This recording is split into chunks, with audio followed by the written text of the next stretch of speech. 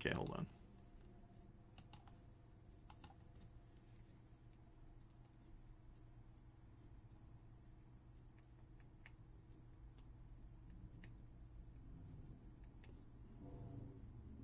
Okay, we're live. You can go.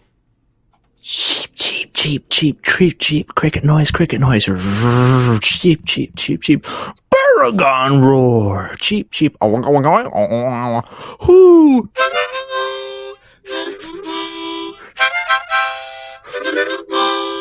It's in Shoma's Night Owl Show. Chicken dinner. Jack Hodgson, that's me. No, chicken dinner. No, there's two of me now. We're the elite. Ooh, now it's time for Night Owling Part 2 with that fuzzy-faced friendly giant in Shoma. Oh, this is insane. And so on. I think they'll do it. Okay. So, ladies and gentlemen, that was my MTV Unplugged presentation live from the Omni. Ref and Shoma's Night Owling theme song performed by Brayton Connor, the queen of everything. Okay, so despite the queen of mean, Brayton Connor. Yeah, despite the fact that I have been up since 10 p.m. last night, Brayton has just broken into the studio, literally and figuratively. Oh, and he brought a motorcycle gang with him, if you heard that. Yeah, we're the Warriors. Yeah, and he insisted that we do another live stream. So I think I have come to save the day because in the words of one of my idols, Raph, that live stream was lame. So I am here to bless you. Okay, Were you able to hear that? Did you pick that up? Yes, we picked that up. That was Syndrome. Okay. Okay, I'm going to defend myself here. I thought, other than a little microphone faux pas at the very end of tonight's stream, I thought that went extremely well. Oh, there was a microphone faux pas? That makes it even better. I didn't hear that part. Thank you for telling me. Thank you for informing me. And yeah, but no, I thought that was one of the best Night Owling episodes we ever did. But then all of a sudden... Oh, better than me making things shoot out of your face when I made the licking joke? That was pretty fun. That was a very good episode. And that's another thing about Night Owling. I need to go back and actually start editing like short videos based on some of our better conversations. I like that time where you dressed. Oh, that was a live stream of consciousness. Never mind. Yeah, but it's the same thing. No, that was a Night Owling. It's like I think that. When are we gonna? No, I was thinking of another thing. That time when you dressed up as Dirty McCorruption. Oh, that was live streaming consciousness. Yeah. Yeah. Oh, we got 5. Yeah, ladies and gentlemen, we're doing another stream. Hey, Goji. Well, I didn't know this was happening. Me neither. Because, the minute we were finished, it's like, I can call a night. This worked out well. Kevin Dorendorf was But then Hanukkah Henry came down your chimney and said, "Aye, you look so verklempt here." Yeah, Jason Bernaz is here. Sorry about that. I got your last name wrong. JF is here. Goji Shake. Yeah, ladies and gentlemen. So, apparently... Brayton came in here with... He has a gun on me, as you can see. Welcome back. As you can see in the title card, he has a gun pointed at me, and I have no choice but to do this. So Doomzilla says, "Okay," or it's more like, "Ooh, okay." Yeah, okay. What is that thing he says? Hee ho! The Bray Slayer is here. Yes. Yeah. So well, Raph. Okay, yeah. So what did I do wrong this time, Captain Binky? Where did you go right? No, I thought it would be fun to do an impromptu sequel. These are always fun. So let's talk about the real stuff. What happened in 2022? We lost about half of the population, celebrity-wise. Okay, Brayton, this would have been if you wanted to do a Night Owling. I want to do a year roundup. I wanted to do all the big things that happened. We started a new series, the movie Graveyard Shift, that 3 people attend every week. We started. Yeah, 2 of them are in the chat brief right but now. bitter love affair. Yes, 2 of them are in the chat. A brief love affair. Yeah. So I'm a terrible kisser. You, Patrick, and you and I started a new branch of a mini series of our own reviewing obscure things. Yes, we call it the Cinematic Threesome. What do you think we should call it? The Raft, the Pat, and the Ugly, or something? Hey, wait, why would you call it? I would be the ugly. Yeah, but why would you do that? You're nice. Well, because I have an absolute loathing, personal loathing, Raph. You know this. Okay. This is why I take it out on you people. So, wow, back to back. Yeah, Doomzilla. So, no, Brayton, if you wanted to do like your own scheduled night owling where we really talk about 2022, no kaiju bullshit. Oh, okay. Well, we can do that still. We can do that another time. Yeah, but no. We're here now. Go ahead and let's Well, I'm not prepared now. I was just so fuming after the last one. Yeah, make it stop. That was basically your whole comments for the last 2 hours and a half.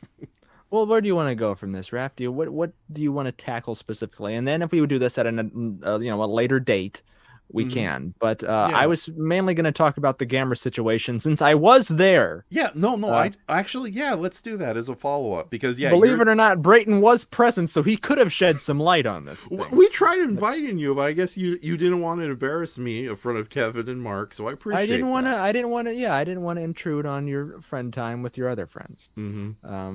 And I sent you a thing over Facebook, which you have to understand my vagueness, Raph. When I send you the Dean Lerner clip of him just going, no, in response to you, do you want to join a stream? That's a maybe. Now, if I were to send you Al Pacino screaming at the top of his lungs, that would be an absolute no.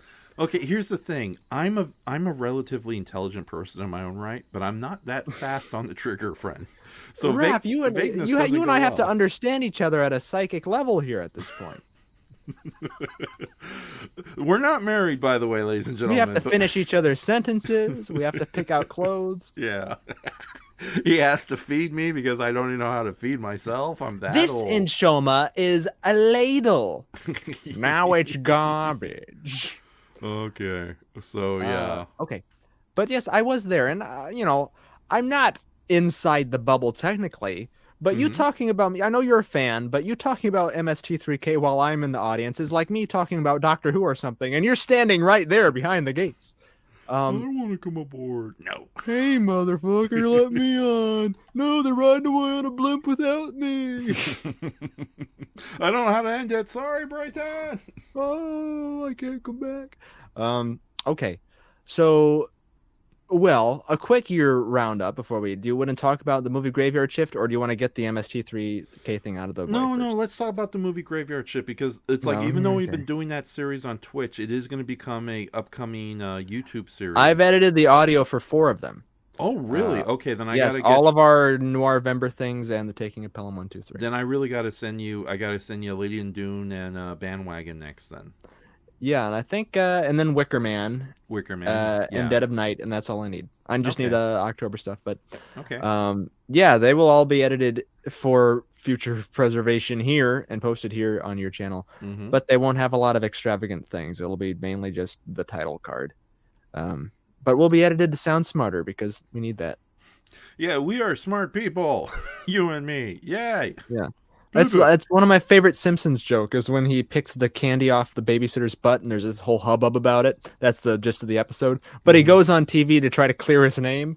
But when he watches it at home, it's horribly edited to pieces. So it's Homer sitting there saying, "I couldn't help but to touch her sweet can. I just love her sweet can." Don't you? Yeah, I remember that gag, and I love how it ends with like Mr. Homer. Will you stop it? Like a pause image. No. Yeah, and it's the quote of what is it? Dramatized events may not have happened or something. That same episode has that great gag where like Homer falls in the shower and he's covering curtains and it's like there's a helicopter pilot. It's like obviously he uses his air tent to power up his sexual power.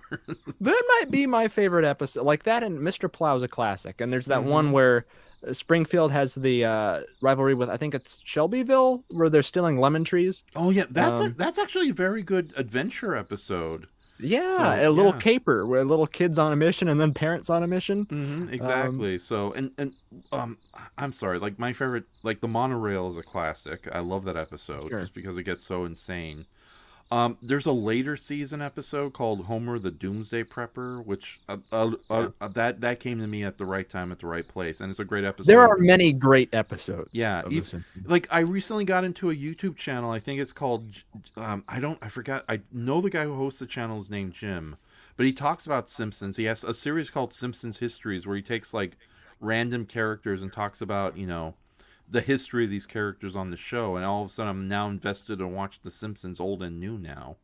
Oh. So yeah, Yeah, but it's a great show. There are plenty of great episodes. I have fondness for some of the even the earlier ones. Like the very first episode, I think is a great Christmas special all around. And then there's the one I think it's Homer versus the Wild or Bart and the Wild, something like that. Simpsons versus the Wild, but they buy an RV. And it's the shittiest RV in the world, and they get stuck in the forest. Okay, that's not the same one that Homer ends up being mistaken for Bigfoot. I don't think so. Hasn't he been mistaken for Bigfoot like numerous times? Indeed. Yeah, it's a long running show. It's things muddle together, but good show. And I do want to do a series with you, or just a video with you at some point. Not on Simpsons episodes, but on Twilight Zone episodes, maybe. Because I don't know if you've seen Mike and Rich's video on Star Trek The Next Generation, where they go over their 5 favorite episodes each. I think we could do something very similar to that in podcast form. Yes, a quick hello to Big Jack Films. Hey there, friend. Sorry we're not talking about good old giant gorillas tonight. That's a whole podcast. We can talk about King Kong if you want, or rewatch 76, because apparently we're never going to. Yeah, no, okay. So first off, I'm freaking cold, so give me a moment. I need to get Yeah, let me put some socks because you're on. wearing Jessica Lange's wardrobe from that movie. Yes, and I look horrible in it. Oh, I'm a Pisces. What star are you? We were watching a movie. It was called Miss Blue Goes to the Corner Store. A lot of sex happened. She's drop dead gorgeous in that movie. Oh yeah, definitely. Unfortunately, her acting talent still needed help, but other than that, yeah, she's gorgeous in that. Not a great character. Yeah, so just give me a moment. Go ahead and explain to the audience why we're doing this impromptu little live stream again. Didn't I already get my bitching out of the way at the start? We're doing an impromptu live stream because Brayton is a temperamental diva, and he's been wanting to talk to Raph for an entire week, but Raph has been mercilessly ghosting him. So now I have my opportunity. So I stuck my foot in the door, a la used vacuum salesman. He slammed the door on my foot, breaking 3 bones, but out of pity, he let me in. So take that analogy and use it as you see fit. But I am Brayton Connor. I've probably appeared on more streams on Raph's channel than Raph, and everybody loves me. Nobody hates me. Think I'll go play with worms. I can't see any of your comments now, but I'm sure you're just chomping at the bits to be here. We're keeping you up a little past bedtime, and for that I apologize. What is worse than a night owl? Like a night raccoon or something? There's got to be a thing beyond night owling where, your typical night owl stays up to maybe 2 a.m, 3 a.m. What is the term for a guy who stays up until the crack of daylight again? I think, other than, just a guy with no life, which granted I am. What I'm doing now is called rambling and flailing miserably until Raph gets back. I am stalling. I am buying time. I have a brief presentation here on underpants, the history of undergarments, and if that tells us anything, we're in for a ride. So boxers are brief, gentlemen. What do you Baby girl, if you're not going to go use the restroom, come inside. Raph, I already went. Anyway, sorry to had to hear that. Our pet names get bantied about. I am Baby Girl, and he is Big Papa. But we won't go into that. We have a very Jumba Pleakley relationship. I am often wearing wigs and in search of mosquitoes while he is just being maniacal and playing with hamsters and doing science, fighting sharks. Are you talking about me or somebody else? You just go back and listen to what I had to say, Raph. I'm sure get a kick out of it at some point. Oh God, you said bad things about me. Okay, so on this already off to a horrible start stream, do you want to talk briefly about King Kong 76? We're delaying topics by the minute. Yeah. Let's throw a bone to Big Jack here. He's a big fan of King Kong. I had to defend King Kong late last year because I started a Facebook group called Kaiju Are Unusually Tall, and while I'm proud of the group, I don't know how it happened. We ended up getting a really nasty anti-Kong person who basically, thanks to him and him alone, I'm like, fuck it. I'll like any giant monster I want. I don't care if it's a kaiju or just a very tall red dog. Or Digby. Yeah, The Digby. often forgotten Digby, which you exposed me to. And now that I have a sheepdog, I'm very much in love with. Yeah. Oh god, they're wonderful things, aren't they? So They are monstrous things, even in their normal form. yeah. They're deceptively small, like if you give them a haircut or a fur cut, Mm-hmm. if you shear them like a sheep. But once they got all that, winter fur on them, they can pounce you and smother you with their ponderous weight. Yeah. So, but no. With that says, yeah, I wouldn't mind doing a Yeah. live watch of King Kong '76. Just the only. But you hate that movie for some reason, with a vitriol that rivals mine against kaiju. I haven't seen it in a while, so maybe my feelings will change towards it. But more to the point, it's just a long movie. Like nowhere near as bad as the Peter Jackson movie. I don't think we'll do '76 long before we ever do Peter Jackson's movie. Okay, but with that says though, It's 2 hours and 14 minutes. That's not obscene. well, it's like is that the regular theatrical version or is Yes. that the TV extended? Well, version? when I just type up King Kong 76 on the little thing here, it says Adventure Fantasy 2 hours and 14 minutes. Yeah, maybe if it's just you and me talking through it, definitely. I don't think Andres and Win would have had a good job through it. Although to be fair, we're the King Kong crew as far as commentaries go. Oh yeah, You have to keep that. You have to keep the Fab Four together. yeah, exactly. Because it's like, what other King Kong movies are there? There's the Mighty, Plenty of King Kong movies. There's The the Mighty Mighty Kong, Kong, which is the horrible animated musical, right? Yeah, yeah. There's the King King of Atlantis, and the other one. We can skip that one. It's a semi-musical. It's We horrible. never watched Son of Kong. Yeah, we can do Son of Kong, but then it's only Isn't an it hour. astonishing? Isn't it astonishing that movie is so horrible? And I'll give them the the leeway of that came out the same year, and it was maybe one of the most rushed productions of all time. But think about like Bride of Frankenstein. Mhm. Bride of Frankenstein, was that the same year as the original one or the year after? I think so. No. Bride of Frankenstein, I think it had a that came out 2 years later.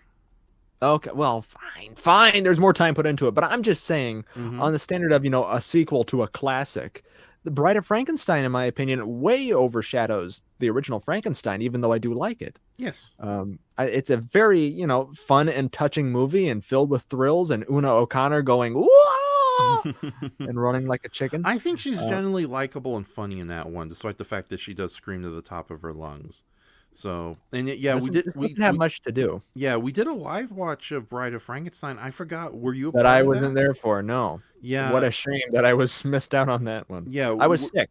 Okay, yeah, that's right. You were sick, and then Andres had to cancel. Though thankfully, Laura and Mark stepped up. I think Win was there too.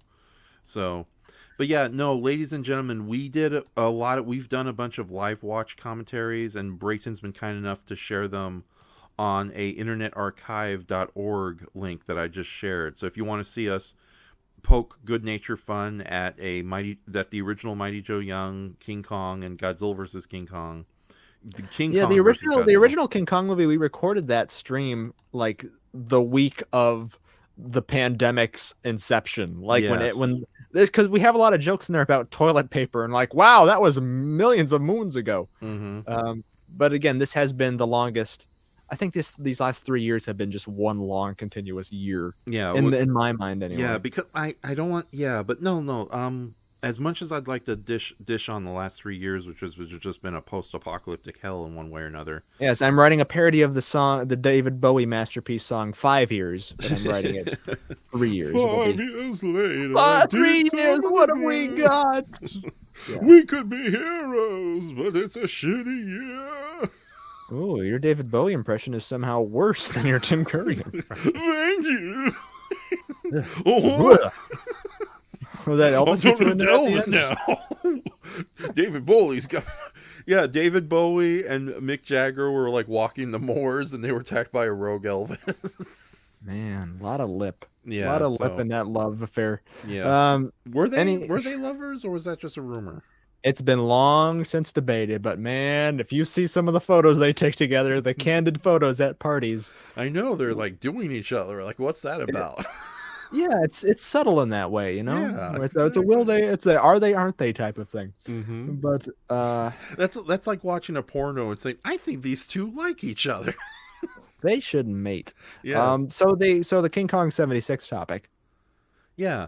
No, it's a movie I haven't seen in ages, and I will give credit. I'm glad that there's like Shout Factory released a really good edition of the DVD, and I actually picked it up Yeah. the week it came out.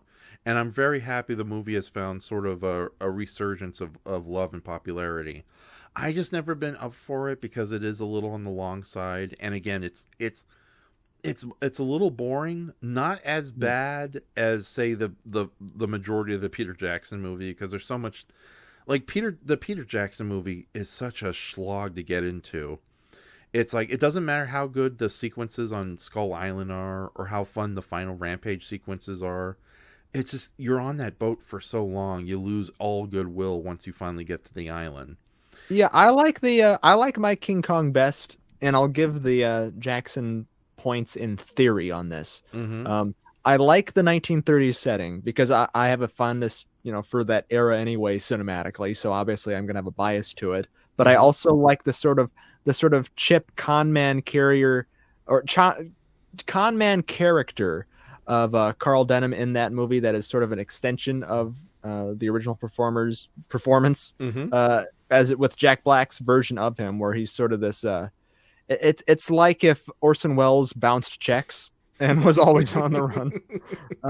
I like that. I like that character. Yeah, But the movie is just so melodramatic to the nth degree. Yeah. And I have a good tolerance for that usually. Mm-hmm. But holy crap. And the slow motion. And I don't think Peter Jackson has ever made a thing I like to begin with. Yeah. So his obsession with just stretching things out boggles the mind. Yeah. Like I don't mind. There are some Peter Jackson movies I generally did enjoy a lot. I think Fellowship of the Ring is the strongest of the Lord of the Rings movies now in retrospect. Heavenly Creatures was very good for what it was. But yeah, I liked his documentary on the Beatles. Yeah, I still need to see that. And that's needless, and that's needfully 5 hours long. Mm-hmm. But yeah, and I just get it in theory of you want to build up the island, and I will give the island itself. That's one thing I don't like about 76 is that the island is dull and lacks any sort of fantastical discovery or anything. Mm-hmm. It's just a dead rock with a monkey and a snake on it. Yeah, yeah. And I think the only, and it's funny too because from what I understand, like they didn't want to put dinosaurs in there. Well, no, originally they did want to put a dinosaur in there. And it was going to be a stop-motion creature fighting the live-action gorilla makeup by Rick Baker, which isn't half bad. I gotta admit, that's a pretty good. No, it's a great suit. Yeah, and it's the scariest version. Like when I was a little kid watching that, holy crap, did that version of Kong scare me? Oh god, he's a vicious bastard. Yeah, granted, the original King Kong was not a sweetheart as far as the body count was concerned. No, but he's a funny-looking monkey. He gives some expressions in that movie. Yeah, and you can relate. He's he doesn't know how to behave himself in the big city, but no. The 76 King Kong, when he finds out that Anne's not inside the subway, he just fuck this, I'm killing everybody. Yeah, and it's like I know giant monsters seem ridiculous, but there is that kind of like carnal horror nightmare feel. The idea that this massive godlike thing just picks you up and kills you just randomly as much as we would kill an insect. I think Kong's entrance too, the unveiling of Kong, is done best in that movie. With the music is phenomenal. The John Barry score that builds him up. Oh yeah, and the close up of you his see those eyes. close-ups. Yeah. It looks like real. Like, oh my god, he's coming at us. Yeah, and it's like the POV shot coming through the trees. It's a very scary movie. Yes. So I was surprised by that going back to it, where I wasn't let down by the scares. Even at this age, I was like, I had the lights off and I was like, oh, this is too scary. I shouldn't be. I was kind of curling up under my blanket. But no, I get a kick out of it. The one thing I just am not fond with the movie in theory is just the updating it, because the movie, I think the story works better set in the old romantic age of the 1930s and it being a Depression era story. I think that's a great backdrop for it. So when you take the Carl Denham character, I think his name is Frank. I think then rename him Frank or something. Charles Grodin's version. But when you make it all about, he tried to diddle you, honey. Yeah, he tried to argue. Huh? Yeah, yeah. Great performance. And I love Charles Grodin. Oh yeah. But I just think making it about oil and not about showmanship sort of does a detriment to it. Mm-hmm.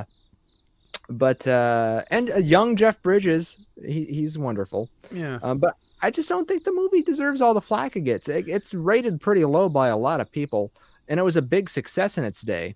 And I will say its sequel is worse than the original sequel. I don't know. I think the sequel is fun in like a kind of, no, I don't want to say cheesy. I really don't like to use the word cheesy, but yeah, a schlock way, I think, which is basically a different way of saying cheesy. But that's a movie that feels its length. Yeah. Or feels twice its length. Yeah. Yeah. Well, here's the thing. I'm willing to revisit Kong 76 if you want to do a live stream of it, because we have a whole year. I know we want to try maybe do something with Megalon later this year, you and me, outside a simple live watch. There's a rotten piece of crap. Are you telling me you like Megalon more than King Kong 76 though?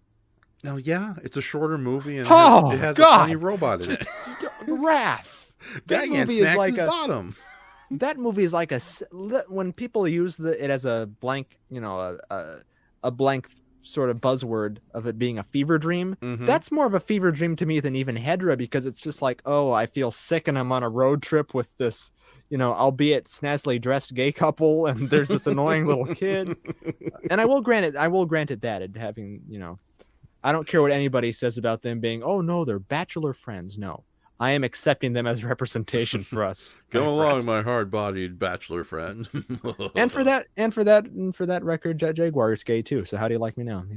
He wears a little dicky with style. Okay. I think Jet Jaguar is asexual. He doesn't care. He's capable of romance, but he's not the third capable of man sex. in that fun affair, Raph, in their late night rendezvous. We know why they were building a robot.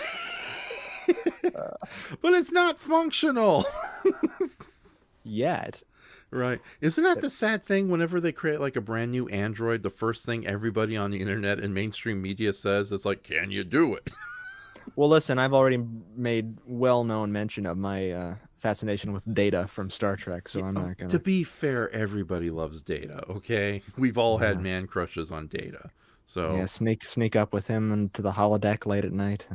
Yeah, no, Star Trek had Mr. Spock, Next Generation had Data, Deep Space Nine had everybody. You were attracted to Leonard Nimoy? No, I'm just talking about like the standout character everybody loves. Oh, well, I mean, look, I love Spock as much as the next guy, but come on, when Bones is right there, Raph. That is my man. That sort of cynicism. I discovered this novelty song from the 80s called Star Trekking. I'm tempted Star Trekking across the universe. Under Captain Kirk, going boldly forward because we can't find reverse. Wasn't that the animation in that music video done by the California Raisins guy? No.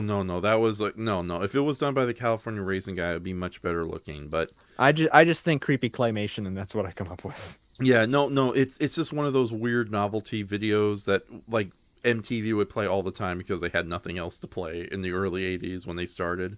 So it's like, yeah. So because we all know the 80s was a downtime for music. No, it was just like if when it was a 24-hour music video channel and they didn't have all the music videos, they would sometimes have to play some funny, weird songs, and that was one of them. So, but no, I'm glad you're aware of Star Trekking because that's like that's the new earworm now for me. But yeah, no, I wouldn't mind giving King Kong 76 a chance. And who's that? Oh, that's my cat. Okay, she's getting bigger. Meow. Feed me some more. I just gave you half a chicken. Better wait a minute, Raph. You better hold the phone. Okay, so would you do that? Would you ever consider a Little Shop of Horrors remake with your cat? No, Fluffy. No. I think we've already had after the Frank Oz version of Little Shop of Horrors. I think we're good because I know briefly Sci-Fi Channel wanted to remake, do their own version of Little Shop of Horrors in the 2000s, but it's like, yeah, I'm glad we didn't do that. So I want that for Santa Claus Conquers the Martians. I want a wackadoodle campy musical for that. I sincerely, earnestly would like to do a remake of Santa Claus Conquers the Martian. I know we've discussed it. We've brainstormed it before, you and I. Yeah, no. I was gonna say we should do like a podcast where we really brainstorm and hatch it out and see what ideas we can come up with. Because Okay. I know we wanted Torb to be a more major character. Like he's not just transformed to a toy and we never see him again. He turns into a good boy robot. We want Brian Blessed there to punch the snoller bear, the polar bear. Exactly. I thought it'd be a funny gag that we don't see Santa Claus until like until the second act begins, and the whole time we just assume these Martians are horribly mistaken, thinking Santa Claus is real. So when them and the kidnapped kids do finally come to the South Pole and they're Santa's village, the Martians are like, yes, we've succeeded, and the kids are like, are you freaking kidding me? He's real. And then we introduce Santa Claus in all his glory. So. Yeah. Do we kill Droppo? No. Or do we not even have Droppo? You're gonna hate me. I have ideas about Droppo, but we'll share that later. So. I don't know who I would cast as Droppo though. I'd make him less obnoxious. Like granted, I don't hate Droppo, but he's definitely a comic relief character who doesn't really serve a purpose. Now I will give he's one of those comic relief characters who isn't really needed, but I do it's nice that there is a the Martians aren't bad people, not counting Vodar and his two lackeys. But yeah, no, I appreciate the fact that Droppo is a nice guy. He's a person that Santa Claus and kids quickly befriend, and that he's generally just a pleasant person who's just trying to do good with both the captured Earthlings and his fellow Martians. But yeah, it's like if we were to redo the movie, I would spread out the comedy amongst the characters. Instead of doing that thing where you have the obvious comic relief character and everyone else is playing seriously. Granted, the guy who plays Kimar, he's fantastic. Because I think I mentioned it last time in our little fantasy stream, the one you didn't want to be a part of. Oh, okay. Yeah. Did I invite you to that one? Or did you say no? I think you did, and then I sent you a similar no response to it or something. Yeah, which is a shame because you do like fantasy movies. I know that. Or you just didn't want to I like speculative fantasy more than I like wizards and dwarf kings of the kingdom. I don't really what a horrible impression of Win and Goji Shay you just did. No, I'm sorry. It's no offense to that, and I can admire that. I just don't respond to that as much as fantasy, as you would say, fantasy elements intruding on our day-to-day life. Yeah, I know you hate the Harry Potter movies. I like the first one. I like the Lord of the Rings, or the Hobbit rather, animated film which we've done. That's a classic, and I know a lot of people hate that one, but the Hobbit still holds up for what it is. Yeah, I dip my toe in certain things, but it's just not something I've never played Dungeons and Dragons. I don't do World of Warcraft. That's about my knowledge on that is very slim. Mm-hmm. So yeah, no. But no, there's a couple of really good interesting fantasy films I'd like to share on the movie Midnight. The movie Graveyard. The movie Midnight Crapshoot. Yes.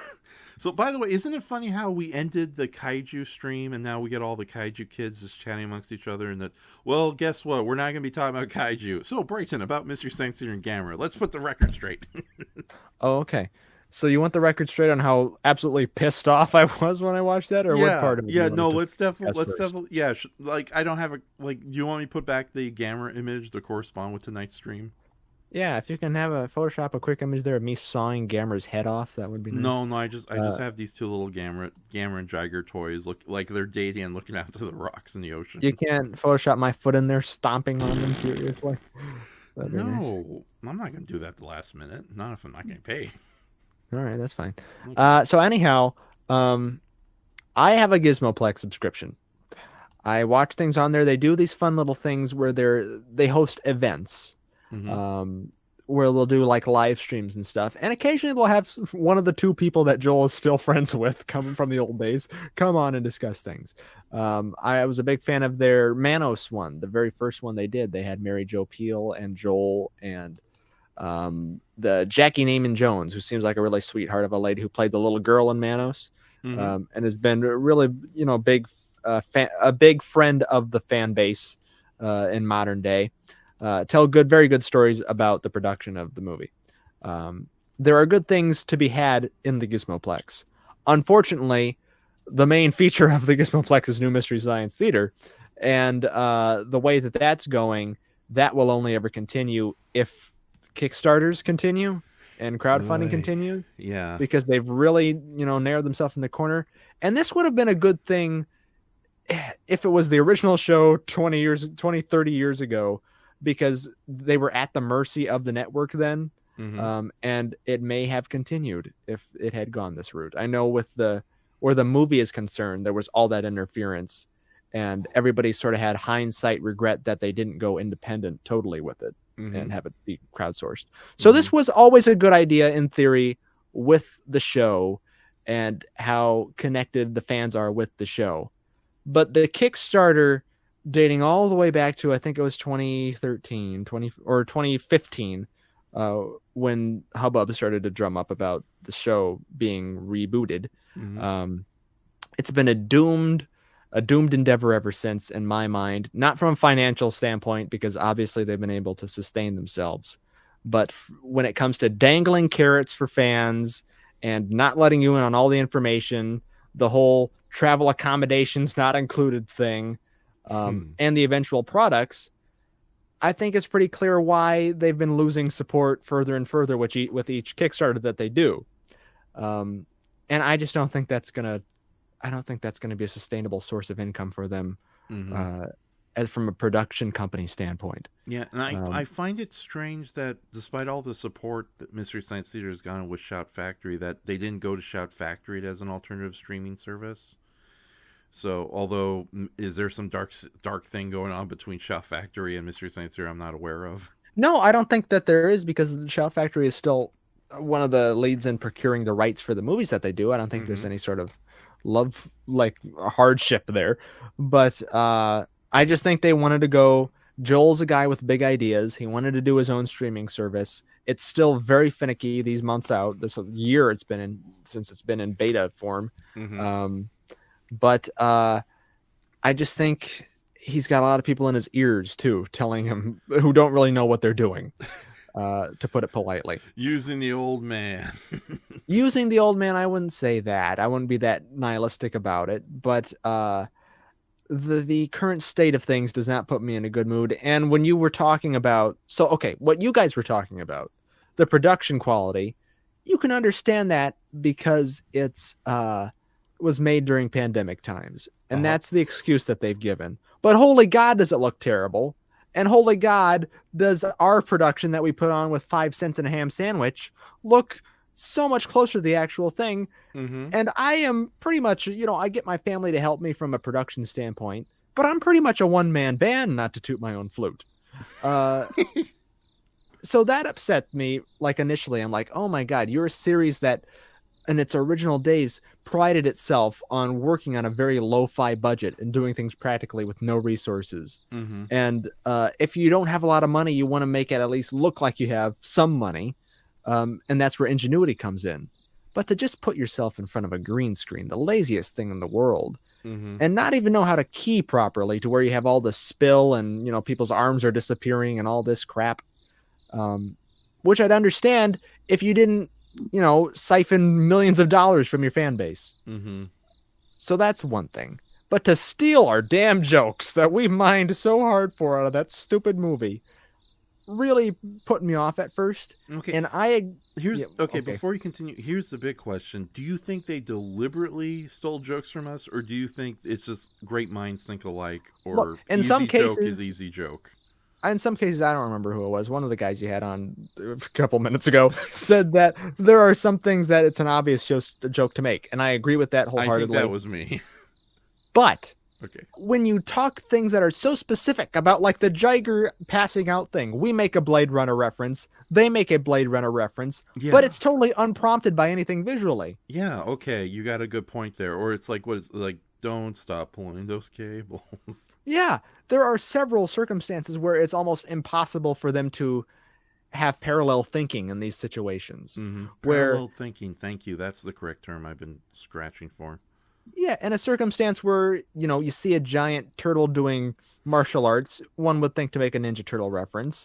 But you see something like someone falling asleep, Blade Runner's not the immediate thought. So I was very upset about that. I think someone on production has, they have 14 writers per episode now. So I don't think by laws of averages, one of them had to stumble onto our little fan film. I mean, look, the Mystery Science Theater 3000 fan base is even, well, I wouldn't say it's smaller than the Kaiju fan base, but it's a very niche thing. And we do have, like, if you add them together, 60,000 views on our series, something like that. What you hear in the grand landscape of things, oh, that's very small.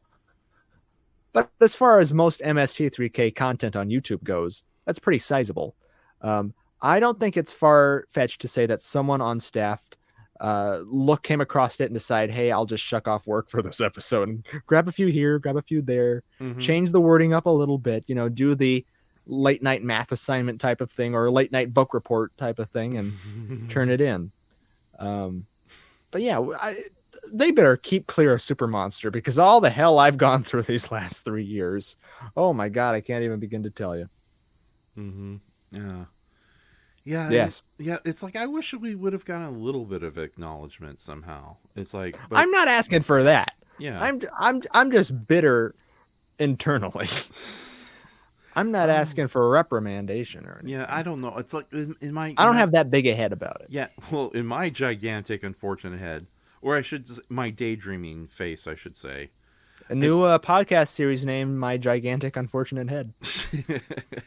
We got to do like an update of who's that guy with the big head, like add some drums and trumpets to it. Big head. Make it like a peddler song. Big head. We not talking about his dick, we talking about his skull. Okay.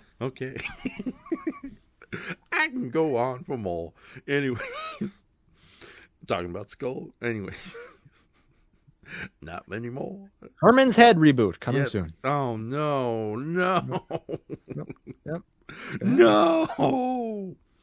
But yeah, no. It's like I had like a small daydream once when I heard they were going to do Gamma vs. Jiger, and I thought it would be a thing where Patton Oswalt's character before they begin the movie, it's like, what, didn't we already do this one? No, that was the other guy in red. Okay. I don't even want that. I don't even want to be associated with it just because of how spiteful I am towards the show. Okay. With how awful they've treated the past cast members. I don't want anything to do with it.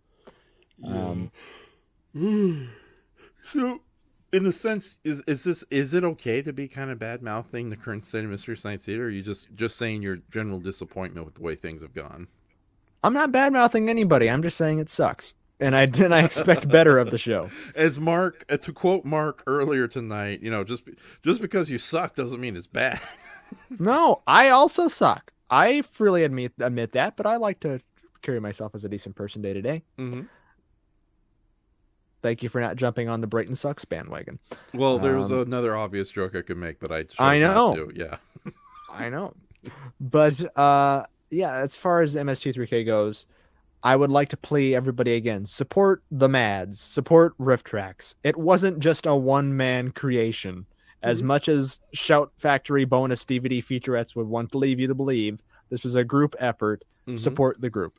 Yeah, it's like, okay, I like Joel and all that, but yeah, the auteur theory really kind of sucks when you think about it. I love Joel too. He's my favorite host of the show. That's why it's so disappointing to me, is because I do love him as a character. I loved him as a creative mind prior, and I think his spirit of the show of it being a laid back look at old movies as opposed to a beat down and a takedown of every poor defenseless Jodan Baker movie that stumbles across your path.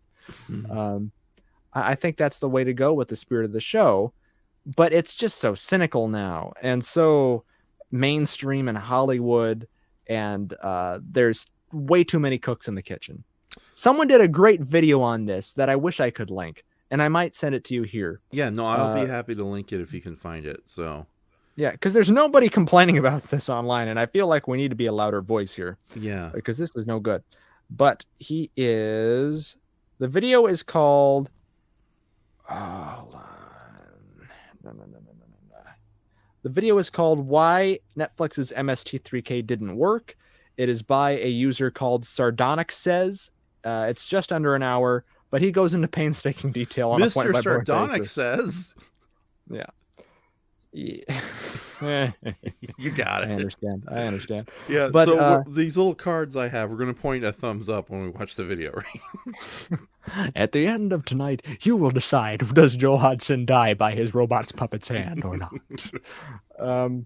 There are a few things along the way, like he doesn't get a Nick and Nora Charles joke, which really upset me when I saw it, and I was like, that took me out of the video. But other than that, though, he pretty much is spot on with all his observations. Yeah. I think the true spirit of MST3K died when Crotty Robot made an Adventure Time joke. That was like the stepping over the no point of no return. Yeah, yeah. Anyway, let's get off this though. Let's talk about more positive things. Yeah, no, but I do want to briefly state the auteur theory kind of sucks. Because I've been thinking a lot about lately from the opposite end of negativity, how when people hate a movie, instead of like looking at the larger picture and blaming the studio or the producer or the writer responsible for they instead pick a minor actress or a director they don't like. You know, we're talking about Rian Johnson, how he barely made it out of the Star Wars fiasco with Knives Out. We're huge fans of Knives Out, and we hope to do a video with Andres at some point about the two movies. And we talked a little bit about that because those movies are such committee movies that will always stay with them, which is unfortunate because the blame is so much on other people's heads with that fiasco. Yeah, the poor actress who played Rose Tico did not deserve all that. Like, granted, her character was not good. I will admit that. Yeah, but you don't attack a human being for a fictional character, for God's sake. The same thing happened with the poor guy who played Jar Jar, Ahmed Best. Yeah, and Ahmed Best is awesome. I like that guy. Like, if I finally get an animated series done based on my stuff, which is unlikely, I'm happy with print. I would like him to do a bunch of voices. That's how much I love the guy. Well, that's what upset. I think this upsets me on just at the foundation level of nerd fandoms. They don't look beyond when you talk about Rose Tico. It's like they have no sense of humanity in their bones, or they have no differentiating between reality and fiction. Yeah, like they see the person on screen and think, oh, that's them. So the way to get back at them is to attack them on Twitter and call her horrendous racist names. Yeah, and bully her off the internet. Yeah, I think there's a larger issue that we won't go into detail, but I think it just might be just the sociopathic actions and just the way society has molded a generation of spoiled little bitches, for lack of a better term. Coming in hot. Yeah. No, I mean it because just have some basic decency and understanding not to be this vicious to an actor for playing a fictional character. And unfortunately, we live in a day and age where it's like, no, that this person must die because she played she played a character I don't like. That's more than fanboy entitlement. You weren't raised right, child. So, yeah. So there's a lot of like you're just not behaving like a good human being. Yes, exactly. Like be like in the apartment, be a mensch. Yeah, you know what that means, a human being, not a dickhead Twitter user. Yes. But what were we saying? Oh yeah, well one thing. Yeah, well okay. Oh, the auteur theory. Yeah, the auteur theory thing sucks because you're right. Every movie is made by a collective group. Everybody contributes here and there. It's like the lighting guy. Unless it's the tragedy of microwaves. Yes, that's a one-man operation. No, let's not. It was fun to make, but then upon reviewing, it's like no. I think it's a great piece of existential filmmaking, Raf, and put it in black and white. Send it to Sundance. They'll eat it up. They'll give it the 4-hour standing ovation for a 4-minute movie. Those Sundance people. Great? Yeah. Wouldn't that be great? It's just you there. Well, it's like I talked to Kevin Dorndorf, like the when Kaiju Transmissions podcast did their episode of Zillafoot. It's a weird phenomenon how everyone can accept all the stupid stuff in that movie, but when it gets to the wizard and the detective fighting over Chihuahua, that's the point. That's the straw that breaks their back. One review, Raph. One letterbox review. I have not seen any other. Also, the episode of Kaiju Transmissions. Oh, do they whine about you too, Raph? Yes, they want. Yeah, it's like halfway into it. It's like they're forgiving of almost all the other bad stuff throughout the movie. It's like, oh yeah, and there's that scene with that wizard. What was that about? I don't know. tomorrow. Kaiju Transmission sounds like a beacon of intelligence that everyone should flock to. Hey, I think not that. that bad of a show. All right. Well, I haven't heard of it, but I also haven't heard of many things that I'm sure are horrible. So, like tonight's pre-stream. the tragedy of microwaves is exceeds Zillafoot. We can safely say that. You know, I could actually Because it's shorter. It's shorter. It was more well thought out. And I don't know. The length thing is kind of the key thing here of the argument. The effects were better. How do you like that? a little bit, yeah. So, I believe that microwave. right. So I Practical forgot effects. I forgot how I was able to spell and oh wait, no, and was a part of the microwave. Okay. I know, and that's the genius of it. Mm-hmm. That's like one of the great shots. Yes. The great closing shots. All right. So since I got my second win. Hello. Hey, win. Win. I'm back up. Beep. Oh my goodness, we love you, Win. If you hear this in the future, so you're like the little sister we never wanted. Okay. I am the little sister. No, you're the big. You're the big princess sister. No. Okay, but no. You mentioned, yeah. Might as well. Yeah, it's like David Warner. Oh, yeah, David Warner. You mentioned we lost a lot of people this year, a lot of actors and celebrities, and yeah, let's go into that for a little bit of detail. So I have a list. Do you want me to go over yes, the big ones? yes, go ahead. Okay. Well, before I do this, though, we have to be careful because you've developed a theory that we're responsible somehow for a lot of these, just by offhanded mentions. I don't want you to. Yeah, well, okay, here's the thing. It's probably just bizarre coincidence because, granted, a lot of these people are reaching their expiration date, and it's just bad timing on our part. But it is weird. It is just a little weird, okay? I will just say that we mention somebody we like, and then like a week or two later, they die. Or something horrible happens to them. So it's like, I think I was talking about how much I like David Warner, and then 3 weeks later, he died. Or you were talking about how much you love Angela Lansbury, and then she died. And it's Never mentioned Barbara Walters. That wasn't on my bingo board. I did not expect Barbara Walters to die. Was she like the second to last person? Because I know Pele, the soccer player, and I'm not a sports person. Even I think Barbara Walters died. She may have died in the new year. I don't remember if it was just before or just after. Yeah, but no, it's ridiculous. This was a week ago. I shouldn't have this trouble remembering it. But yeah, but no, go ahead and mention your list. Okay. Well, here are some notable ones. I think the year started out awful with us losing Peter Bogdanovich, who I know you don't aren't that shooken up by. But I've been on a huge. I like Targets. I like that movie. You gotta see Paper Moon, and you gotta see What's Up, Doc. Does it have a sniper in it? No. Okay. No. Would the movie be better with a sniper in it? What's Up, Doc? When things get crazy, I could see. Okay. I could see taking that turn.